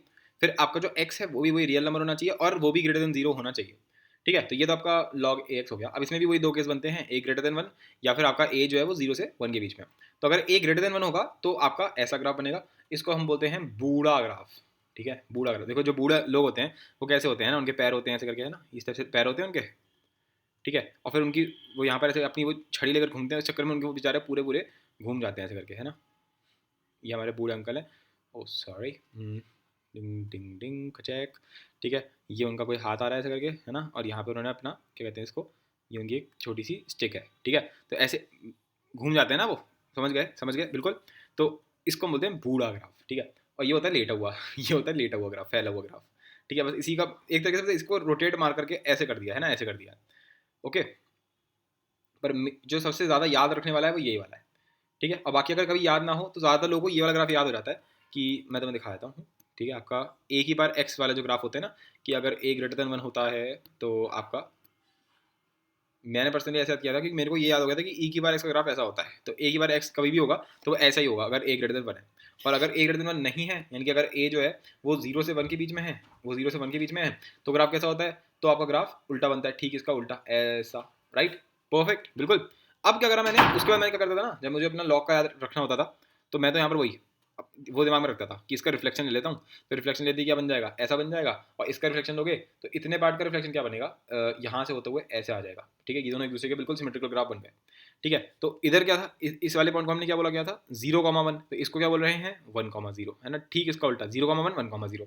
सिमिलरली इधर इस वाले को हमने क्या बोला था 0,1, तो ये भी क्या हो जाएगा आपका 1,0। अच्छा 1,0 दोनों में ही कॉमन है, क्यों, क्योंकि अगर तुम लॉग के अंदर देखते हो तो लॉग बेस ए कुछ भी हो, अगर तुम इसके अंदर 1 डालोगे तो इसका आंसर क्या आएगा, 0 तो आएगा, क्योंकि ए की बार 0 क्या होता है, 1 होता है, ठीक है। तो इस वजह से हमारे पास दोनों ही केसेस में देखो 0,1 0,1 इसकी वजह से है, और लॉग A1 0 होता है, उसकी वजह से ये भी दोनों में है, ठीक है, परफेक्ट। तो ये हमारा लॉग का भी हो गया। अब इसमें भी कुछ कंपेरिजन हम कर सकते हैं, इसमें भी हम कुछ कंपेरिजन डेफिनेटली कर सकते हैं। तो मैं शो कर देता हूँ तुमको। हाँ, तो लेट से मैंने ये वाला बनाया, ठीक है, लेट से मैंने इस वाले ग्राफ को जो ये मैंने बनाया है, इसको इस वाले के लिए ये a ग्रेटर देन 1 है, तो लेट्स से मैंने इसको बोल दिया लॉग क्या, चलो 10x बोल दिया, ठीक है, लॉग 10x, ठीक है। अब मैं दूसरा बनाता हूँ तुम्हारे लिए। लेट्स से मुझे बनाना है लॉग आपका चलो कुछ भी 6x बना दिया, ठीक है, मतलब इसका बेस छोटा हो गया। तो अगर तुम ध्यान से देखोगे तो यहाँ से तो बेस ऐसा निकलेगा, ठीक है, यहाँ से तो ऐसा आएगा, पर इस वाले यहाँ से ये थोड़ा अंदर चला जाएगा, ठीक है। इस टाइप से यहाँ पे हमें चीज़ें देखने को मिलेंगी, ओके, ठीक है। अच्छा अब इसके ऊपर और क्या हो सकता है, चलो मैंने बोल दिया लेट्स से log 2x, ठीक है। तो उसमें भी ये होगा कि ये ऐसे ऊपर जा रहा होगा और ये वाला इसके फर्दर इसके नीचे आ रहा होगा, ठीक है, इस टाइप से बनेगा। अच्छा अगर मुझे उल्टे बनाने हैं, लेट्स से मैंने बना दिया log क्या, चलो 1 बाय आपका 2x, ठीक है, तो 1/2x सबसे नीचे बनेगा, ओके। मतलब कि अगर मुझे log 1/2x बनाना है तो वो यहाँ से करके शुरू होगा, और ये अच्छा ए यार ये ऐसे, ठीक है जी, ठीक है, बिल्कुल। तो ये आपका हो जाएगा log 1/2x, ठीक है। अब लेट्स से किसने बोल दिया कि मेरे को बनाना है इससे ऊपर वाला, लेट्स से log क्या 1/10x लिखा हुआ है ना ऊपर, तो log 1/10x लिख दिया यहाँ पे, ठीक है। तो ये वाला कैसे बनेगा, तो ये इधर तो ये ऊपर हो जाएगा, ठीक है, और इस तरफ को ये क्या हो जाएगा, ये आपका, अरे यार इधर की तरफ आपका ये आपका ऐसे करके नीचे, मतलब इस तरफ हो जाएगा, पीछे की तरफ हो जाएगा, ठीक है। इस टाइप से आपका ये बनता है। और मैं तो फिर से वही बोलूँगा कि अगर तुम कभी भी कंफ्यूज हो जाओ तो बेस्ट तरीका क्या है कि वहीं पे सोच लिया कि क्या हो रहा है, ठीक है। ज़्यादातर इस तरह के कंपैरिजन आते नहीं हैं, तो इतनी कोई दिक्कत वाली बात है नहीं, बस मैंने तुम्हें बता दिया जस्ट फॉर इन्फॉर्मेशन पर्पसेस, ठीक है। तो अब हमारा एक्सपोनेंशियल भी हो गया, लॉगरिथम भी हो गया, ठीक है, एक्सपोनेंशियल हो गया, लॉगरिथम हो गया, ट्रिग्नोमेट्रिक हो गया, इनवर्स हम अगली क्लास में करेंगे, ज्योमेट्रिकल हम अगली अगली क्लास मतलब अगले चैप्टर हमारा एज अ सेपरेट चैप्टर पढ़ेंगे, और इसको भी हम बाद में करेंगे। अब हम इस पर आ जाते हैं एल्जेब्रिक उसके अंदर, ठीक है, हम लोगों ने ये सारे हमारे जो है वो हो चुके हैं, ठीक है। तो इनको मैं हटा ही देता हूँ यहाँ से, क्या फालतू जगह घेर रहा है ना। चलो तो ट्रांसजेंडर जो है वो हमारा निपट चुका है, अब तो आएगा भी नहीं, कहाँ पे था, यहाँ से हटेगा, हाँ ये हट गया, यहाँ से हट जा बेटे हट जा, साफ हो गया, ये जगह हमारी पूरी बिल्कुल परफेक्ट तरीके से जो है जिसे बोलते हैं कि एकदम बिल्कुल साफ हमने कर दिया है। अब हम बात करेंगे इसके बारे में, यानी कि एल्जेब्रिक के बारे में, ठीक है। तो आ जाओ, ये सबसे सिंपल है, बल्कि मैं शुरुआत करूंगा पीस वाइज फंक्शन से, ठीक है, जो कि थोड़ा बहुत तो कुछ हो पढ़ाने के लिए इसमें क्योंकि पॉलिनॉमियल पॉलिनॉमियल तो बहुत ही सिंपल चीज़ है, राइट। सो मॉडुलस से शुरू करते हैं, मॉडुलस, जीआईएफ, एफपीएफ, सिग्नम, ये बहुत ही सिंपल है। जल्दी से पहले मैं सबके बना देता हूँ, उसके बाद तो मैं शो करता हूँ सीधे, ठीक है, ओके।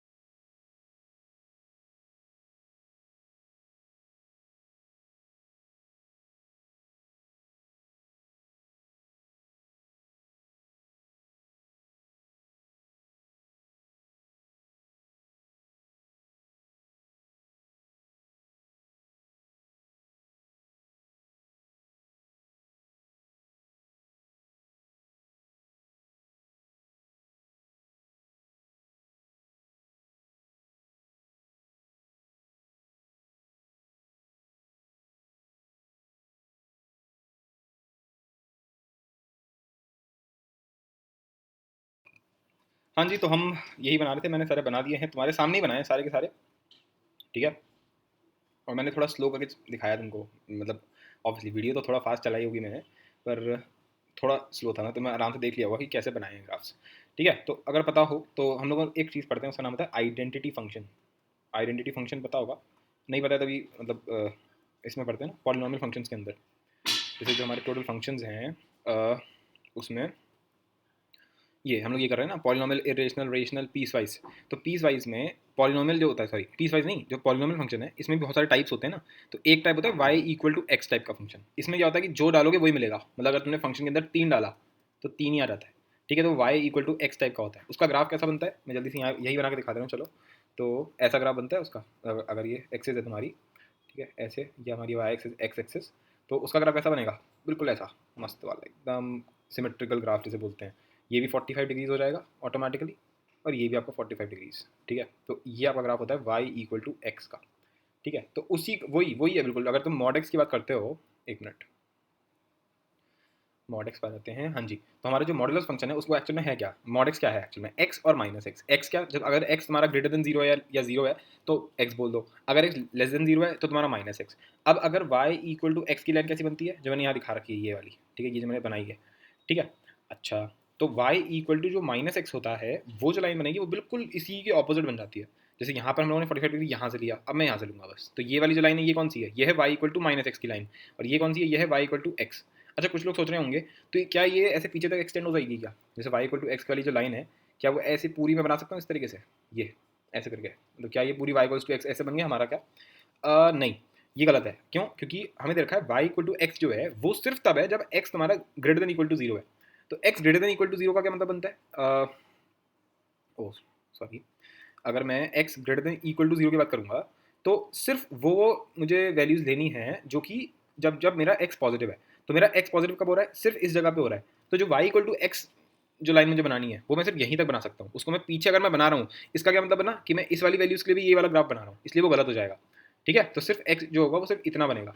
सिमिलरली जो माइनस एक्स वाली लाइन है वो सिर्फ नेगेटिव में ही बनेगी, ठीक है, वो इधर नहीं आ सकती, ये इधर नहीं आ सकती, ठीक है। तो इसलिए ये हमारे पास फाइनल ग्राफ इसका निकल के आता है मॉडुलस एक्स का, ठीक है। परफेक्ट, आ जाइए नेक्स्ट आ जाते हैं आपका ग्रेटेस्ट इंटीजर फंक्शन, ठीक है। ये छोटे छोटे फंक्शन हैं, इनका अगर तुम्हें ग्राफ याद नहीं है तो तुम बहुत बड़े डिसएडवांटेज के अंदर हो मेरे हिसाब से, तो क्योंकि कैलकुलस के अंदर अभी जब हम आगे बढ़ेंगे, इनफैक्ट फंक्शंस में अपने आप में ही बहुत कुछ है, पर जब तुम कैलकुलस में आओगे और अगर तुम्हें मॉड एक्स और इन सब चीज़ों का ग्राफ नहीं आता ना, तो तुम मतलब बहुत ही बुरी वाली कंडीशन पे हो, बहुत ज़्यादा बुरी कंडीशन पे हो, क्योंकि मतलब लगभग हर एक क्वेश्चन पे, लेट्स से जीआईएफ का कोई भी क्वेश्चन हो गया, लेट्स से आगे जाके हम थोड़ा और टफ पढ़ेंगे चीज़ों को, तो हम पढ़ेंगे कि अगर हम ऐसा कुछ कर रहे होंगे कि हम लोग डिब्बे के अंदर यानी कि जीआईएफ के अंदर कॉसेक्स डाल देंगे, तो उसमें अगर तुम्हें डिब्बे एक्स का ग्राफ नहीं आता तो डिब्बा कॉस एक्स तो बहुत दूर की बात है, और बहुत अच्छे अच्छे क्वेश्चन आ चुके हैं ऑलरेडी इस पे, तो ठीक है। तो इस पर मैं पीएचडी अच्छे से करवाऊंगा, फिर मैं तुमसे ये नहीं कह सकता कि मैं तुम्हें ये ग्राफ बना बना के दिखा रहा हूँ तुम्हें वहाँ पे, ठीक है। वहाँ तो फिर मैं इतना बना के दिखाऊंगा भी नहीं, मैं तुम्हें सीधे यहीं से शुरू करूँगा कि ये थ्री थ्री से बना दिया सीधे सीधे कि देखो ये एक लोग ये आ रहा है और एक ये आ रहा है सीधे सीधे, ये नहीं कि पूरा ग्राफ बना बना के दिखा रहे हैं, ठीक है। तो ये मेरा मतलब था,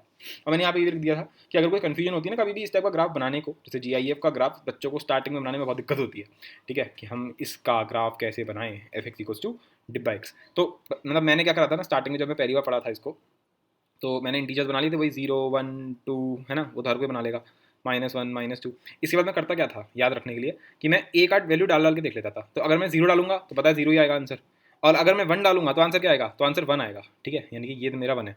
तो उससे मुझे आइडिया रहता था, और मुझे इतना याद रहता था कि इसमें कुछ ऐसे डंडे डंडे बनाने होते हैं, बस मैं ये भूल जाता था कि ओपन सर्कल कहाँ बनाना है और क्लोज सर्कल कहाँ बनाना है। तो मैं क्लोज यहाँ बना दिया मैंने जीरो पे, ऑब्वियसली यहाँ क्या बनेगा ओपन, बस अगर एक भी मेरा लो बन गया, अब तो मैं बना ही लूंगा ना, अब तो मुझे सेम चीज़ बस कंटिन्यू करते जानी है, अब तो बस क्या करना है, बस सेम चीज़ बनाते जाओ ऐसी, ठीक है। इधर भी ये करना है, अगर इधर क्लोज आ गया तो जीरो पे तो अब ओपन ही आएगा, -1 होगा यहाँ पे, है ना। तो अब यहाँ पे क्लोज होगा तो ये बनता चला जाएगा अब तो ये, ठीक है। तो बस अब इस तरीके से कंटिन्यू हो जाएगा, कोई दिक्कत ही नहीं है। अच्छा, क्लोज और ओपन में तो कोई डाउट होना ही नहीं चाहिए अब, है ना। क्लोज और ओपन जो हमारा होता है कि बेसिकली जैसे मैं अगर टू डाल, अगर मैं अपने डिब्बे के अंदर यहाँ पे डिब्बे के अंदर अगर मैं टू डाल दूँ, इसके अंदर अगर मैं टू डाल दूंगा तो आंसर मेरे को टू मिलेगा। तो टू पर यहाँ पर ओपन सर्कल का क्या मतलब है कि यहाँ पे टू का आंसर वन नहीं है, टू का आंसर क्या है, क्लोज सर्कल कहाँ पर है, टू पर, तो टू का आंसर टू है, ठीक है। थ्री का आंसर ओपन सर्कल है यहाँ पर, यानी कि टू नहीं है, थ्री है, थ्री का आंसर थ्री आएगा। फोर का आंसर फोर आएगा, यहाँ पे आगे जाके कहीं फाइव हुआ तो ये ओपन सर्कल है, यहाँ पे एक और बनेगा ऊपर जाके, तो ये आपका फाइव होगा, यहाँ पे कहीं पे फाइव आ रहा होगा, ठीक है। अच्छा एक और चीज़, मैंने यहाँ पे डॉटेड लाइंस भी बनाई हैं, तो उससे कंफ्यूज होने की ज़रूरत नहीं है। जैसे मैंने ये जो डॉटेड लाइंस बनाई हैं, ये इनका कोई लेना देना नहीं है ग्राफ से, ठीक है। ग्राफ कितना सा है, ग्राफ ये है मेरा ग्राफ, ठीक है। मेरे को इससे कोई मतलब नहीं है, डॉटेड लाइंस कभी भी ग्राफ के अंदर इंक्लूडेड नहीं होती हैं, वो बस एक रेफरेंस देने के लिए होती हैं कि क्या दिखाया जा रहा है। जैसे मैंने यहाँ पे बना दी डॉटेड लाइंस, तो तुम्हें एक आइडिया हो गया कि अच्छा ये मेरा ग्राफ पे ऐसा कहीं इसके आसपास हो गई, ठीक है। तो इससे एक बहुत अच्छा आइडिया हो जाता है, बस और कोई इसका सेंस नहीं बनता इनको बनाने का, कोई मतलब इनका कोई ग्राफ से कोई लेना देना नहीं होता है, ठीक है। चलो और आगे बढ़ते हैं। बस ये हमारा जी आई एफ हो गया, बस कितना काफ़ी, और इसमें कोई ज़्यादा महान चीज़ नहीं है। अच्छा इधर ये तुम्हें याद होगा ही कि अगर डिब्बे के अंदर -1 डालते हैं तो आंसर क्या आता है, -1 ही आ जाता है, राइट। सो -1 पे -1 आ गया। अच्छा इसके अंदर अगर डालेंगे -1.23, ठीक है, तो आंसर क्या आएगा, तो आएगा -2। लेफ्ट वाला आता है हमेशा, -1.23 के लेफ्ट में क्या है, -2 है ना, इसलिए -2, ठीक है। तो ये सारे पॉइंट्स आपके कहाँ आके गिर जाएंगे, यहाँ पे आके गिरेंगे -2 पे, है ना, देख रहे हो ना, -2 है ये आपका -2 है, ठीक है। परफेक्ट, तो बस काफ़ी है, क्या समझाना तुम्हें, जीआईएफ तो ऑलरेडी आता ही है, ठीक है। या तो मैं तुम्हें जीआईएफ पहली बार पढ़ा रहा होता तो मुझे पूरा समझाना पड़ता, वहाँ ऑलरेडी बहुत अच्छे से समझा रखा है इस ग्राफ को। यहाँ तो बस लिख रहे हैं, एक लिस्ट बना रहे हैं जैसे कि अब हमेशा के लिए याद हो जाए, ठीक है। और इसको अपनी कॉपी पे बड़े सुंदरता से ना, जितने तुम स्केच पेन्स अपनी कलाकृति यूज़ कर सकते हो। अगर आर्टिस्ट लोग बैठे हुए हैं अपना ये लेक्चर देखते हुए, तो यहाँ अपनी कलाकृति दिखाओ ना, एक अपना पूरा सेट कर लो अपनी कॉपीज़ पे कि एक्स एक्सेस और वाई एक्सेस हम बनाएंगे ऑरेंज कलर से, ठीक है। फिर ये डॉटेड लाइन हम हमेशा बनाएंगे ब्लू कलर से, और ये जो ग्राफ होगा ये बनाएंगे ब्लैक कलर से, ऑरेंज कलर से, इस तरह से कुछ बनाओ इंटरेस्टिंग, जैसे कि तुम्हें मैथ की कॉपी देखने में लगेगी भाई सब मजा आ गया देख करके ठीक है, कर सकते हो, तुम्हारा मन है, ऐसा कोई ज़रूरी नहीं है। हाँ पर एक और चीज़ है, एक चीज़ मैंने एक और नोटिस करी है, जैसे ये तो मैंने बना दी एकदम मस्त तरीके से ना, एकदम कि पूरा स्केल स्केल लेकर के, पर अगर तुम पेपर में थोड़ा कोई स्केल लेकर के बनाओगे तो तुम्हें जल्दी वाला बनाना आना चाहिए कि ऐसे उल्टी सीधी लाइन खींची, ये 0 आ गया, ये 1 आ गया, ये 2 आ गया, ठीक है, यहाँ पे 1 बनता है, ठीक है, यहाँ पे क्लोज होता है, फिर ये ऐसे करके ओपन बन जाएगा, हाँ ठीक है, फिर ये हो गया, ये ऐसे करके, मतलब इस टाइप का ग्राफ बनाना बहुत जल्दी आना चाहिए बिना किसी मिस्टेक के, ठीक है। जैसे तुमसे बोलूँगा एकदम से साइन का ग्राफ बना के दिखाओ फटाफट से, ठीक है, तो क्या करोगे, ऐसे ऐसी तो अगर तुम पेपर के अंदर बैठे हुए हो तो तुमको स्केल लेकर के बढ़िया वाली लाइनें तो बनाओगे नहीं, तुम ऐसे ही बनाओगे, ठीक है। तो तुम कहोगे हाँ ठीक है, ये 1 हो गया, ये -1 हो गया, ये 0 हो गया, ये पाए हो गया, ये 2 पाए हो गया, अब बन जाएगा, बस अब तो बस हो ही गया, खत्म बात, अब तो बस बन गया, ठीक है। बस फिर मैं बोलूँगा अच्छा 3/2 कहाँ पर है, ये 3/2, इसमें आंसर क्या आ रहा है, -1। तो इस ये जल्दी जल्दी वाला बहुत ज़्यादा इंपॉर्टेंट है, इसमें कोई डाउट नहीं होना चाहिए कि पेपर में बैठ के हम पूरा स्केल स्केल लेकर बैठ गए, पूरा नाप के चला रहे हैं, भैया 45 डिग्री की लाइन बननी चाहिए, इतनी एक्यूरेसी किसी को नहीं चाहिए, तुम्हें खुद को नहीं चाहिए, ठीक है। तो ये हमारा फ्रैक्शनल पार्ट फंक्शन आपका, इसको कहते हैं एफ बोलते हैं इसको शॉर्ट फॉर्मेट में। और इसमें भी वही ट्रिक है, अगर मतलब ट्रिक इन द सेंस कि अपने आप को याद रखने के लिए कि ये ग्राफ कहाँ से शुरू होता है, कहाँ पे क्लोज बनती है। जैसे कई बार कन्फ्यूजन हो जाती है, कुछ बच्चे यहाँ पर क्लोज बना देते हैं और यहाँ पर ओपन बना देते हैं, उल्टा कर देते हैं। तो बेस्ट तरीका क्या है, हमें बताया कि अगर हम इंटीजर डालेंगे, कोई भी इसके अंदर इंटीजर डालोगे तो आंसर हमेशा क्या आने वाला है, 0 आने वाला है। तो सारे इंटीजर्स पे पहले ही क्लोज वर्ड बना लो और उसके बाद इसको 1 से जाके कनेक्ट कर दो, ठीक है, और हर जगह पे ओपन ओपन बना दो। बस ऐसे मैंने जब पहली बार किया था तो मैं तो उसको ऐसे ही याद रखता था। तो मैं तो ये कहूँगा कि सबसे बढ़िया तरीका याद रखने का यही है, ठीक है। तो फ्रैक्शनल पार्ट फंक्शन हो गया ये हमारा। अब क्या है सिग्नम फंक्शन। सिग्नम फंक्शन का सबसे शॉर्ट डेफिनेशन क्या रहती है सिग्नम फंक्शन की, 1 0 -1। अगर x को तुम 0 डालोगे तो 0 आंसर आ जाएगा, बट अगर कुछ पॉजिटिव डालोगे तो 1 आंसर आएगा, नेगेटिव डालोगे तो -1 आएगा, ठीक है। इसको कई बुक्स में ऐसे भी डिफाइन किया जाता है कि सिग्नम एक्स को हम ऐसे लिख देते हैं कि अगर x 0 है तो आंसर 0 ही हो गया, पर अगर x 0 नहीं है तो मैं इसको ऐसे भी डिफाइन कर सकता हूँ, mod x by x, ठीक है। तो अगर x 0 है तो आंसर 0 आ गया, पर अगर x पॉजिटिव है तो अब तुम सोच के देखो ना, mod x by x है, अगर पॉजिटिव डालेगा तो क्या आएगा, ऊपर mod x कैसे खुलेगा, x, तो x by x आंसर कितना आ गया, 1। तो for positive answer is 1। For negative अब क्या आएगा, अगर नेगेटिव डालोगे तो मॉडुलस खुलेगा -x में, तो -x by x आंसर कितना आ गया, -1। सो 1 0 -1, सो सेम डेफिनेशन ही हो गई। अच्छा कुछ सोच रहे होंगे, कुछ लोग सोच रहे होंगे अगर हम इसमें 0 डाल देंगे तो क्या करोगे भाई, 0 का मॉडुलस डिवाइड बाय 0, यानी ये तो 0/0 बन गया। डेफिनेटली दिस इज अनडिफाइंड, हम पढ़ेंगे इसके ऊपर बहुत डीप में जाकर के एक पूरा लेक्चर बनाऊंगा इसके ऊपर मैं, undefined versus does not exist versus indeterminate form करके मेरा फेमस लेक्चर होगा वो, ठीक है। तो उसमें सब कुछ क्लियरिटी से समझाया जाएगा कि ये 0/0, 0 की पार 0, ये सब क्या है, तो अभी उस पर नहीं जाते फिलहाल। अच्छा एक चीज़, तो इसको ऐसे भी डिफाइन करते हैं, मैं पता नहीं क्यों समझा रहा हूँ, ये तो मतलब ऑलरेडी आना चाहिए मेरे हिसाब से, तो पढ़ाया जा चुका है ऑलरेडी, ये कोई पहली बार नहीं पढ़ाया जा रहा है। सिग्नम एक्स का ऑब्वियसली ग्राफ कैसा बनेगा, जब मैं इसमें 0 डालता हूँ तो 0 आंसर आता है, तो 0 पे तो ये क्लोज डॉट बन गया।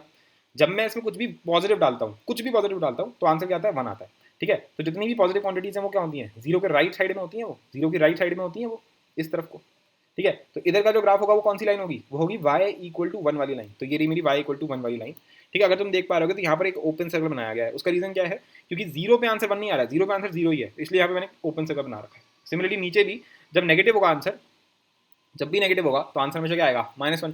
तो -1 आने के लिए तो यहाँ पर मैंने क्या बना दिया, ओपन, और हर पॉइंट के बाकी इसका आंसर क्या है आपका -1, ठीक है। तो इसकी एक ट्रिक भी है याद करने की, वैसे तो उसमें कुछ याद करने लायक है ही नहीं।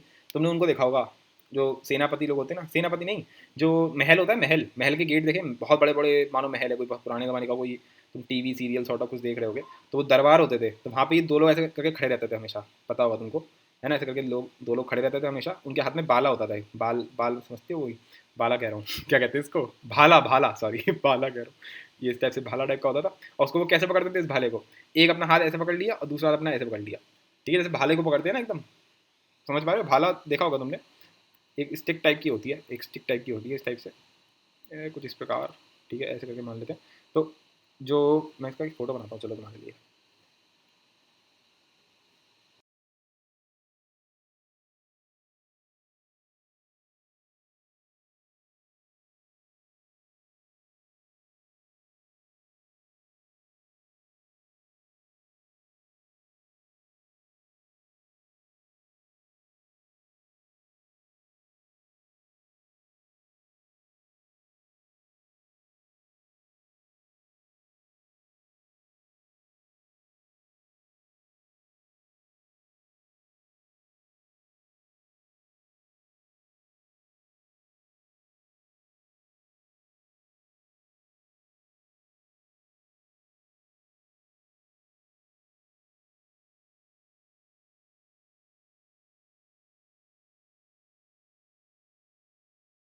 बाल हैं भाई, सब बाल हैं खैर, जो भी है, तो इस टाइप से समझ सकते हो सिग्नम फंक्शन को, कि किसी ने एक भाला टाइप की चीज़ को दोनों हाथों से ऐसे करके पकड़ रखा है ना, अगर आप इस ग्राफ को देखोगे तो थोड़ी फील आ रही होगी, ये उसका पहला हाथ आ गया और ये उसका दूसरा हाथ आ गया। आगे बढ़ते हैं तो, ओके, क्या क्या कर लिया हम लोगों ने अब तक, बहुत सारी चीज़ें कर ली, मॉडल्स हो गया, जे हो गया, एफ पी एफ हो गया, सिग्नम हो गया, ये हम करते ही नहीं है, बाकी हमने वो सारे कर लिए थे। अब हम लौट के आते हैं इस पे, इरेशनल, रेशनल और आखिरी में पॉलिनोमियल, ठीक है, अब मैं इसके बना के दिखाता हूँ तुम्हें। तो पहले कर लेते हैं फिर पॉलिनोमियल फंक्शन, ठीक है, तो पॉलिनोमियल फंक्शन हमें पता ही है आपका, ए एन एक्स की बार एन, इस टाइप से आपका पूरा रहता है, इसमें एन आपका होल, वो सॉरी नेचुरल नंबर होता है, होल नंबर भी कह सकते हैं डिग्री को, क्योंकि वरना कांस्टेंट वाली जो होती है तो इसको होल नंबर भी कह सकते हैं।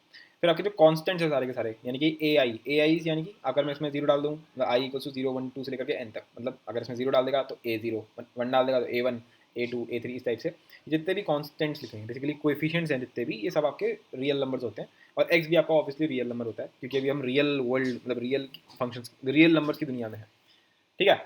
अच्छा, तो इनमें मतलब अगर तुमके ग्राफ बनाने आओगे ना, तो सबसे सिंपल ग्राफ होते हैं और बहुत ही बढ़िया ग्राफ होते हैं, चिपको हुए से बिल्कुल, मतलब इन द सेंस कि इसमें ऐसा कुछ उल्टी सीधे ग्राफ नहीं बनेंगे कि यहाँ तक बनाया तुमने और फिर ऐसा बन गया यहाँ तक, मतलब टूटे फूटे ग्राफ नहीं होते कभी भी इसके, बिल्कुल प्यारे जुड़े हुए एकदम ना, बिल्कुल स्मूथ, ऐसा मतलब मानो, ऐसे मान लो मैगी है, उसको जैसे चाहो वैसे फैला लो उस टाइप की चीज़ है, ठीक है, मतलब क्या कुछ भी ऐसे, ठीक है, ऐसे करके कुछ भी इस टाइप के ग्राफ बन सकते हैं इसके, ठीक है। तो हम अगर कोई कैटेगराइज करेंगे तो सबसे पहला जो इसमें बन सकता है, सबसे सिंपल जो बनेगा वो होगा कांस्टेंट, मतलब क्या, अगर मैं देखूँ तो जो मेरे पास ये पॉलिनोमियल फंक्शन है, इसका सबसे स्टार्टिंग कहाँ से हो रही है, जब इसकी डिग्री जीरो है, यानी कि सिंपल एक कांस्टेंट के बराबर है, तब इसका ग्राफ अगर मैं बनाने बैठ जाऊँ, इसको हम क्या बोलते हैं, इसको बोलते हैं कांस्टेंट फंक्शन, ठीक है, कांस्टेंट फंक्शन बोलते हैं इसको। तो उसका ग्राफ क्या होगा, बहुत ही सिंपल है भाई, अगर लेट से मैंने मान लिया कि ए मेरा नेगेटिव है, अगर ए मेरा नेगेटिव है और ये मेरा वाई एक्सिस एक्स एक्सिस हो गया, किस चलो इसे दिखाते हैं किसी से भी, तो ए लेट से मैंने यहाँ बना दी, ये मेरा ए है, तो क्या बनेगा, ये लाइन बनेगी, क्योंकि कुछ भी डाल दो तुम एक्स कुछ भी डाल दो, आंसर तो ए ही आने वाला है, तो चाहे मैं एक्स पर टू डालूंगा तब भी आंसर यही आएगा, एक्स को मैं -1 डालूंगा तब भी आंसर यही आएगा, ठीक है। तो बस ये आपका इसका सिंपल सा ग्राफ बन जाता है अगर मैं बनाता हूँ कॉन्स्टेंट फंक्शन का, ठीक है। सेकंड देख लेते हैं, सेकंड क्या है, तो अपने पास जो सेकंड होगा वो है, थोड़ा सा इसको एक स्टेप फर्दर ले जाते हैं, दैट इज आपका, नहीं लीनियर नहीं, पहले मैं लेता हूँ आइडेंटिटी फंक्शन पे, ठीक है, तो आइडेंटिटी फंक्शन, ओके, परफेक्ट, हाँ जी। तो आइडेंटिटी फंक्शन में क्या होता है, identity function is something like this, अगर मैं बनाऊँ तो y इक्वल टू एक्स, मतलब इसमें जो डालोगे वही आंसर आ जाएगा, ठीक है, फॉर ऑल एक्स, कोई चाहे एक्स कुछ भी डाल दो, फंक्शन के अंदर अगर तुमने डाल दिया 2.5 तो आंसर क्या आएगा 2.5, ठीक है, उस टाइप की चीज़ आएगी। तो इसका अगर हम ग्राफ बनाते हैं तो कैसा लगेगा देखने में ग्राफ, सीधे बना ही देते हैं, यहाँ से पहले 45 डिग्री बना लो और फिर सीधे ऐसे खींच के बना दो, ऐसे ये, ठीक है। तो ये जो लाइन बनी 45 डिग्रीज की पूरी दोनों तरफ, ठीक है, ये जो लाइन बनी है इसको हम बोलते हैं y इक्वल टू एक्स, यानी कि आपका आइडेंटिटी फंक्शन, ठीक है, आइडेंटिटी फंक्शन हो जाएगा ये, ठीक है जी। नेक्स्ट आ जाते हैं, और क्या बचा इसमें, ये 45 डिग्रीज होता ही है, तीसरे पे आ जाओ, तीसरे पे आ जाओ, तीसरा आपका है लीनियर फंक्शन, ठीक है, बेसिकली लीनियर पॉलिनॉमियल जितने भी होते हैं ना, वो मतलब कि जैसे ये इस टाइप के y equals to a x plus b, यहाँ पे आपके ए और बी ऑब्वियसली रियल नंबर्स है, ए यहाँ पर जीरो नहीं है, ठीक है, तो ये मेरा लीनियर हो जाता है। इसको बनाने का सिंपल फंडा क्या है, जैसे मैंने तुम्हें दे दिया वाई कोई भी पॉलिनॉमियल इस तरीके से 2x+3 दे दिया तुमको, अब तुम्हें ये बनाना है। तो बेस्ट तरीका क्या है जो मैं करता हूँ, मैं पहले तो अपनी एक्सेस बना ली मैंने, ठीक है, उसके बाद मैं क्या करता हूँ, मैं एक बार x को 0 डाल देता हूँ। तो अगर x को 0 डाल दोगे तो y किसके बराबर हो जाएगा, 3 के बराबर। तो जब x 0 है तो आंसर कितना आ रहा है, 3 आ रहा है, ठीक है। फिर एक बार में मैं y को 0 डाल देता हूँ। तो अगर तुमने y को 0 डाल दिया यानी कि 0 इक्वल टू 2x+3, 3 को उधर ले जाओ यानी कि -3 इक्वल टू 2x, यानी कि x क्या हो गया -3/2। तो यह है हमारा -3/2। थोड़ा ज़्यादा ही दूर बना दिया क्योंकि जब 3 इतनी पास है तो यहाँ कहीं होगा -3/2, है ना। बस अब इन पॉइंट्स को जोड़ दिया, अब इन पॉइंट्स को जोड़ दिया, ठीक है। सबसे सिंपल ट्रिक है ये बनाने की, खत्म बात। ये आपकी जो लाइन आई है, इस लाइन को हम क्या बोलेंगे, इस लाइन को हम बोलेंगे 2x+3, y equals to 2x+3। तो कोई भी अगर ax+b टाइप का कोई भी आपको दे दूँ मैं, तो तुम बना सकते हो वैसे, है ना। मैंने तुमसे बोल दिया y इक्वल्स टू क्या, लेट्स मैंने बोल दिया 7x-4, ठीक है। तो इसको बनाने में भी कोई दिक्कत नहीं होगी, है ना। पहले एक बार x को 0 डाल दो, तो अगर 0 डालोगे तो आंसर -4 आएगा, ठीक है। तो -4 हो गया। अगर तुमने y को 0 डाल दिया तो x क्या आएगा, 4/7 आएगा, राइट। सो 4/7 यहाँ कहीं होगा, 4/7। तो क्या लाइन बनेगी, ये लाइन बन जाएगी, ठीक है। तो आई डोंट थिंक सो कि इसमें कुछ ऐसे बताने लायक है। आ जाओ आगे बढ़ते हैं, ज़्यादा टाइम वेस्ट ना करता हुए, क्योंकि ये बहुत ही बेसिक चीज़ है, वैसे तो कायदे से बताने लायक भी नहीं है देखा जाए तो, ठीक है। अच्छा, तो बस ये मेरा लीनियर हो गया। इसके बाद क्या आता है, क्वाड्रेटिक आएगा इसके बाद, है ना। क्वाड्रेटिक फंक्शन में अच्छे से पढ़ रखा है हर एक चीज़ को कि क्वाड्रेटिक का ग्राफ कैसा होता है। तो यहाँ में फालतू टाइम वेस्ट करने का कोई सेंस नहीं बनता, ठीक है। इसका ग्राफ कैसा बनता है, पैराबोला बनता है। क्यों बनता है, क्या है, वो ऑलरेडी डिस्कस हो चुका है। ओके, सो आ जाते हैं इधर। इसका ग्राफ बनेगा कुछ इस तरीके से, कुछ भी बन सकता है, ऐसे बन जाए, ठीक है, या ऐसे बन जाए, या ऐसे बन जाए, कुछ भी किसी भी तरीके से, ठीक है। तो इस तरह से बनता है। इसमें बस ये चीज़ होती है कि इसको हम बोलते हैं ना ax² + bx + c, जो फंक्शन है आपका y equals to ax² + bx + c। बस इसमें एक और चीज़ ये है कि अगर a पॉजिटिव होता है तो ग्राफ ऊपर की तरफ बनता है, और अगर a नेगेटिव होता है तो ग्राफ ऐसा बनता है। कुछ लोग मतलब ये सोच रहे होंगे कि इसका रीज़न क्या है, कि मतलब ये पैराबोला ही क्यों बनता है, मतलब ऐसा क्यों कुछ नहीं बनता।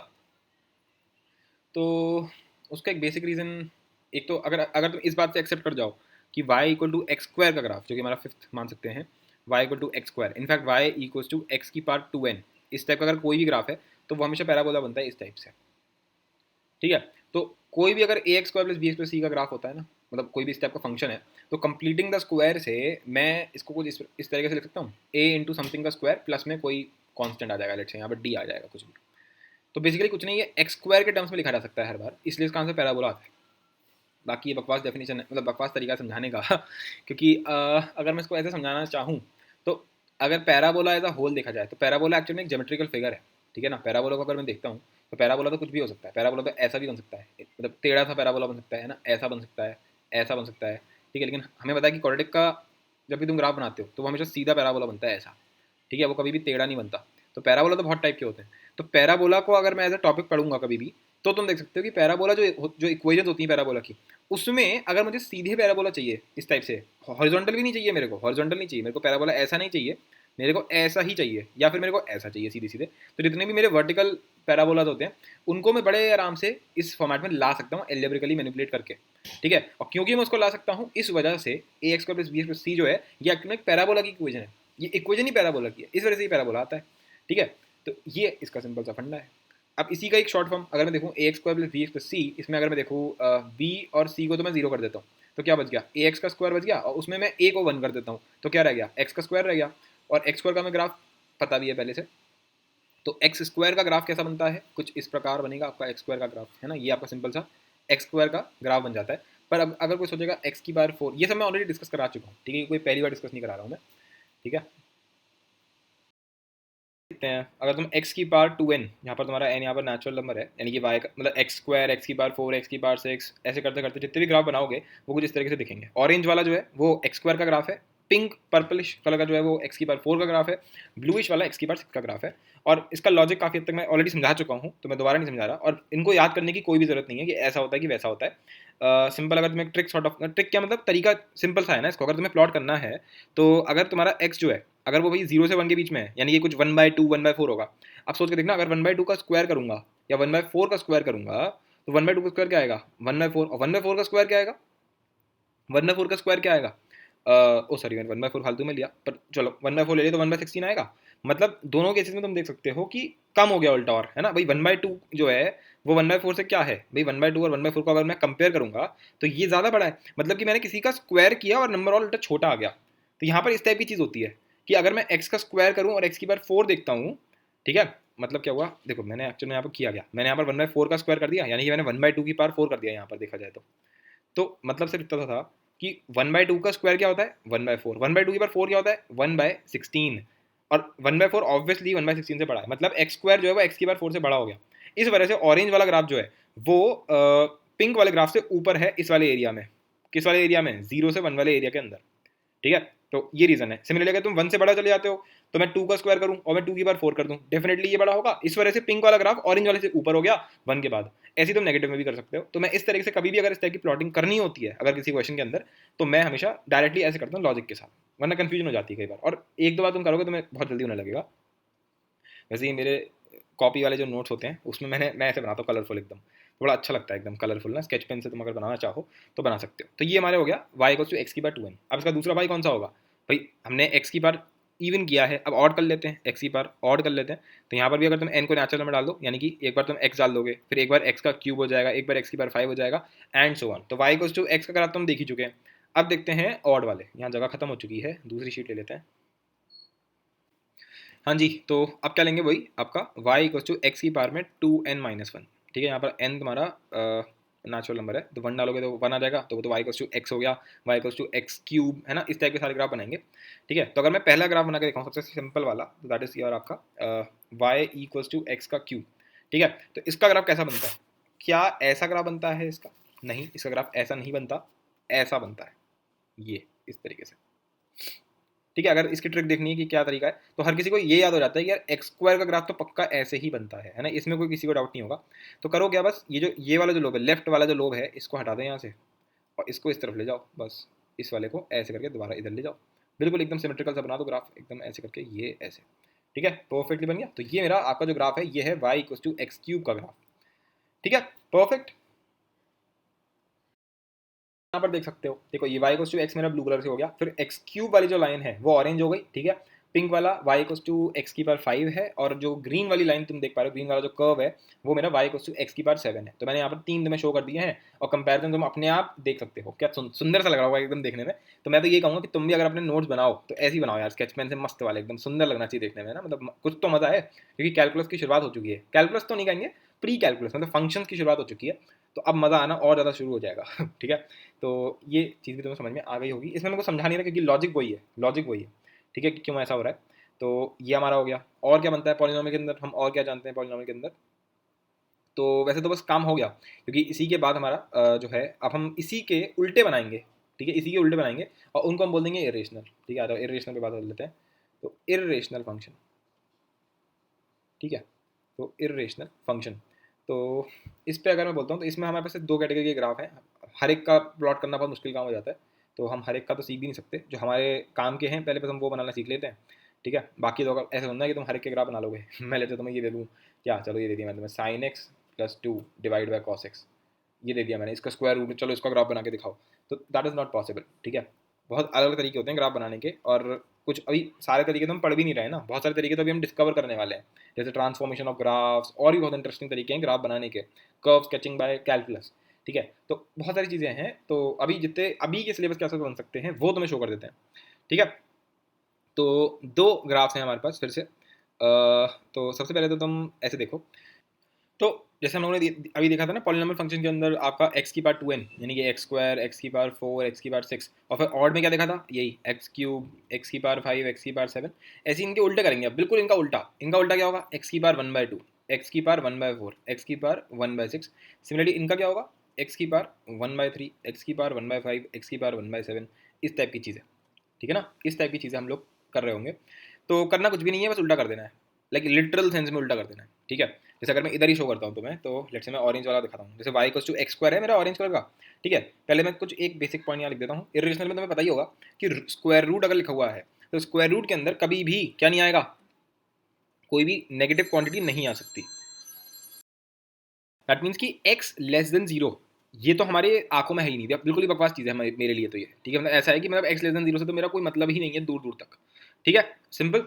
आगे बढ़ते हैं। इसका ये मतलब हुआ कि जो भी चीज़ होगी वो हमेशा x greater than equal to zero के लिए ही हो रही होगी, मैं नेगेटिव डाल ही नहीं सकता। Okay, perfect. अब बात करते हैं आगे। मुझे देखा ना ये y equals to x square, बिल्कुल इसी का एक रिफ्लेक्शन बनाओ। जैसे अगर ये y इक्वल्स टू एक्स वाली तुम्हें लाइन दिख रही होगी, ये y इक्वल्स टू एक्स वाली लाइन तुम्हें दिख रही है, इसके अराउंड तो इसका रिफ्लेक्शन कुछ इस तरीके से बनेगा, समझ रहे हो। और ये जो ऑरेंज वाला ग्राफ है इसका क्या बनेगा, कुछ इस तरीके से, ठीक है। तो ये मैंने ऑरेंज का आपका वो बना दिया, क्या कहते हैं इसको, reflection sort of cheese. Similarly अगर मैं बनाता हूँ y इक्वल्स टू एक्स की पावर 4 का, तो ये पिंकिश जो है वो कुछ इस तरीके से आ जाएगा ऊपर को, ठीक है। फिर ये जो जा रहा है ऐसे करके, इसका क्या बनेगा, इसका कुछ ऐसे बनेगा, ठीक है। तो ये क्या बन गया, ये बन गया y इक्वल्स टू एक्स की पावर 4 था, तो इसका रिफ्लेक्शन क्या बन जाएगा 1/4, यानी कि रूट एक्स इसकी पावर 4 अगर मैं करता हूँ, ठीक है, ओके। अच्छा इसको भी लिख देता हूँ यहाँ पर, y इक्वल्स टू एक्स की पावर 1/4 था ये, ठीक है, 1/2, बेसिकली स्क्वायर रूट का अगर तुम ग्राफ बनाते हो रूट एक्स का, ठीक है। सिमिलरली ये जो ब्लू वाला ग्राफ है इसका यही बनेगा, इसका भी यही बनेगा, थोड़ा ज़्यादा ही वो हो गया, थोड़ा इसको चिपका करके ऐसे ला करके यहाँ ऐसे ला देते हैं। तो ये जो ग्राफ बनेगा ये क्या हो जाएगा, बाय एक्स बाय 1/6, ठीक है। तो बेसिक अगर मैं देखता हूँ, मैंने तुमसे बोल दिया रूट एक्स का ग्राफ बनाओ, तो ये सीधे तुम ऐसे बना के छोड़ देना इसको, ठीक है, परफेक्ट।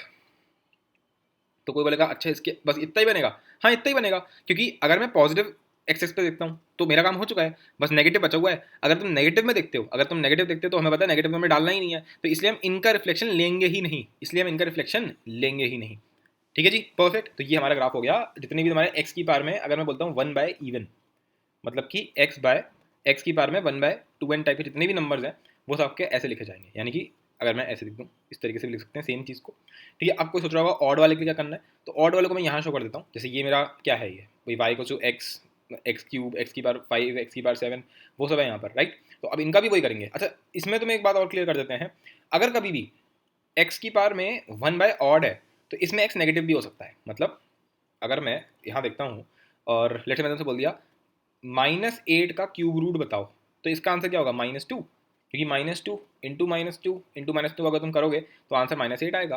तो तुम देख सकते हो कि क्यूब रूट नेगेटिव हो सकता है, क्यूब रूट नेगेटिव हो सकता है, इसलिए यहाँ पर x greater than equal to zero तो है ही, एक्स लेस देन जीरो भी सही है, इसमें कोई दिक्कत नहीं है। तो अब हम रिफ्लेक्शन दोनों तरफ से लेंगे। तो अगर मैं आप इसका रिफ्लेक्शन लेता हूँ तो क्या आएगा, पहले मैं ऑरेंज कलर में दिखा रहा हूँ तुमको, ठीक है। तो पहले ऑरेंज वाले का ले लेते हैं, ये आपका ऐसे रिफ्लेक्शन बैठ गया, ठीक है।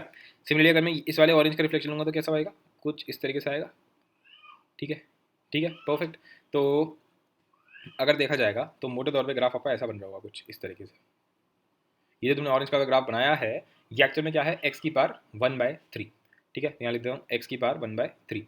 अब बनाते हैं एक्स की पावर 1/5, तो एक्स की पावर 1/5, तो ये आपका बनेगा कुछ इस तरीके से, ठीक है। तो ये बन गया एक्स की पावर 1/5, ठीक है। अच्छा अब कौन सा रेड कलर से शो किया है, शायद मैंने ग्रीन कर रखा है, ग्रीन, ये है ग्रीन।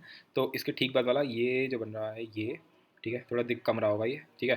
तो ये है एक्चुअल में आपका ये वाला जो ग्राफ है ये है एक्स की पावर 1/7। तो अब तुम समझ गए क्या करना है ना। ये इस टाइप का मेजर तौर पे ग्राफ आपका बनेगा अगर तुम 1/ऑड लोगे, और अगर तुम्हें इवन बनाना है तो ये वाला लोग हटा दो बस, सिंपल, ठीक है। तो आई होप सो इरेशनल समझ में आ गया। अब बात कर लेते हैं रेशनल। रेशनल में भी हमारे पास सारी चीज़ें नहीं है। रेशनल में मैं तुम्हें बनाना सिखाऊंगा, लेकिन जैसे मैंने तुम्हें कोई भी क्वाड्रेटिक दे दिया कि चलो ये दे दिया तुम्हें 2x² + 3x - 3 - 2 कुछ भी, ये क्वाड्रेटिक दे दिया। अगर मैं इसका उल्टा कर दूं, यानी कि 1/2x का स्क्वायर + 3x - 2 इसका रेसिप्रोकल ले लिया, तब इसका ग्राफ तो हर किसी को बनाना आता है ना, क्वाड्रेटिक, राइट।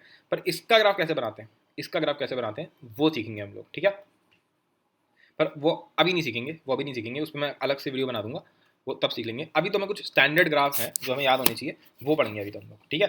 तो स्टैंडर्ड ग्राफ में हमारे पास फिर से वही दो चीज़ें हैं, जैसे मैंने अभी वो देखा ना, वही आपका x² एक्स की पावर 4, अगर मैं इनको घुमा के लिख दूंगा तो क्या बन जाएंगे 1/x², 1/x की पावर 4, यानी कि देखा जाए तो 1/x की पावर कोई भी इवन नेचुरल नंबर, राइट।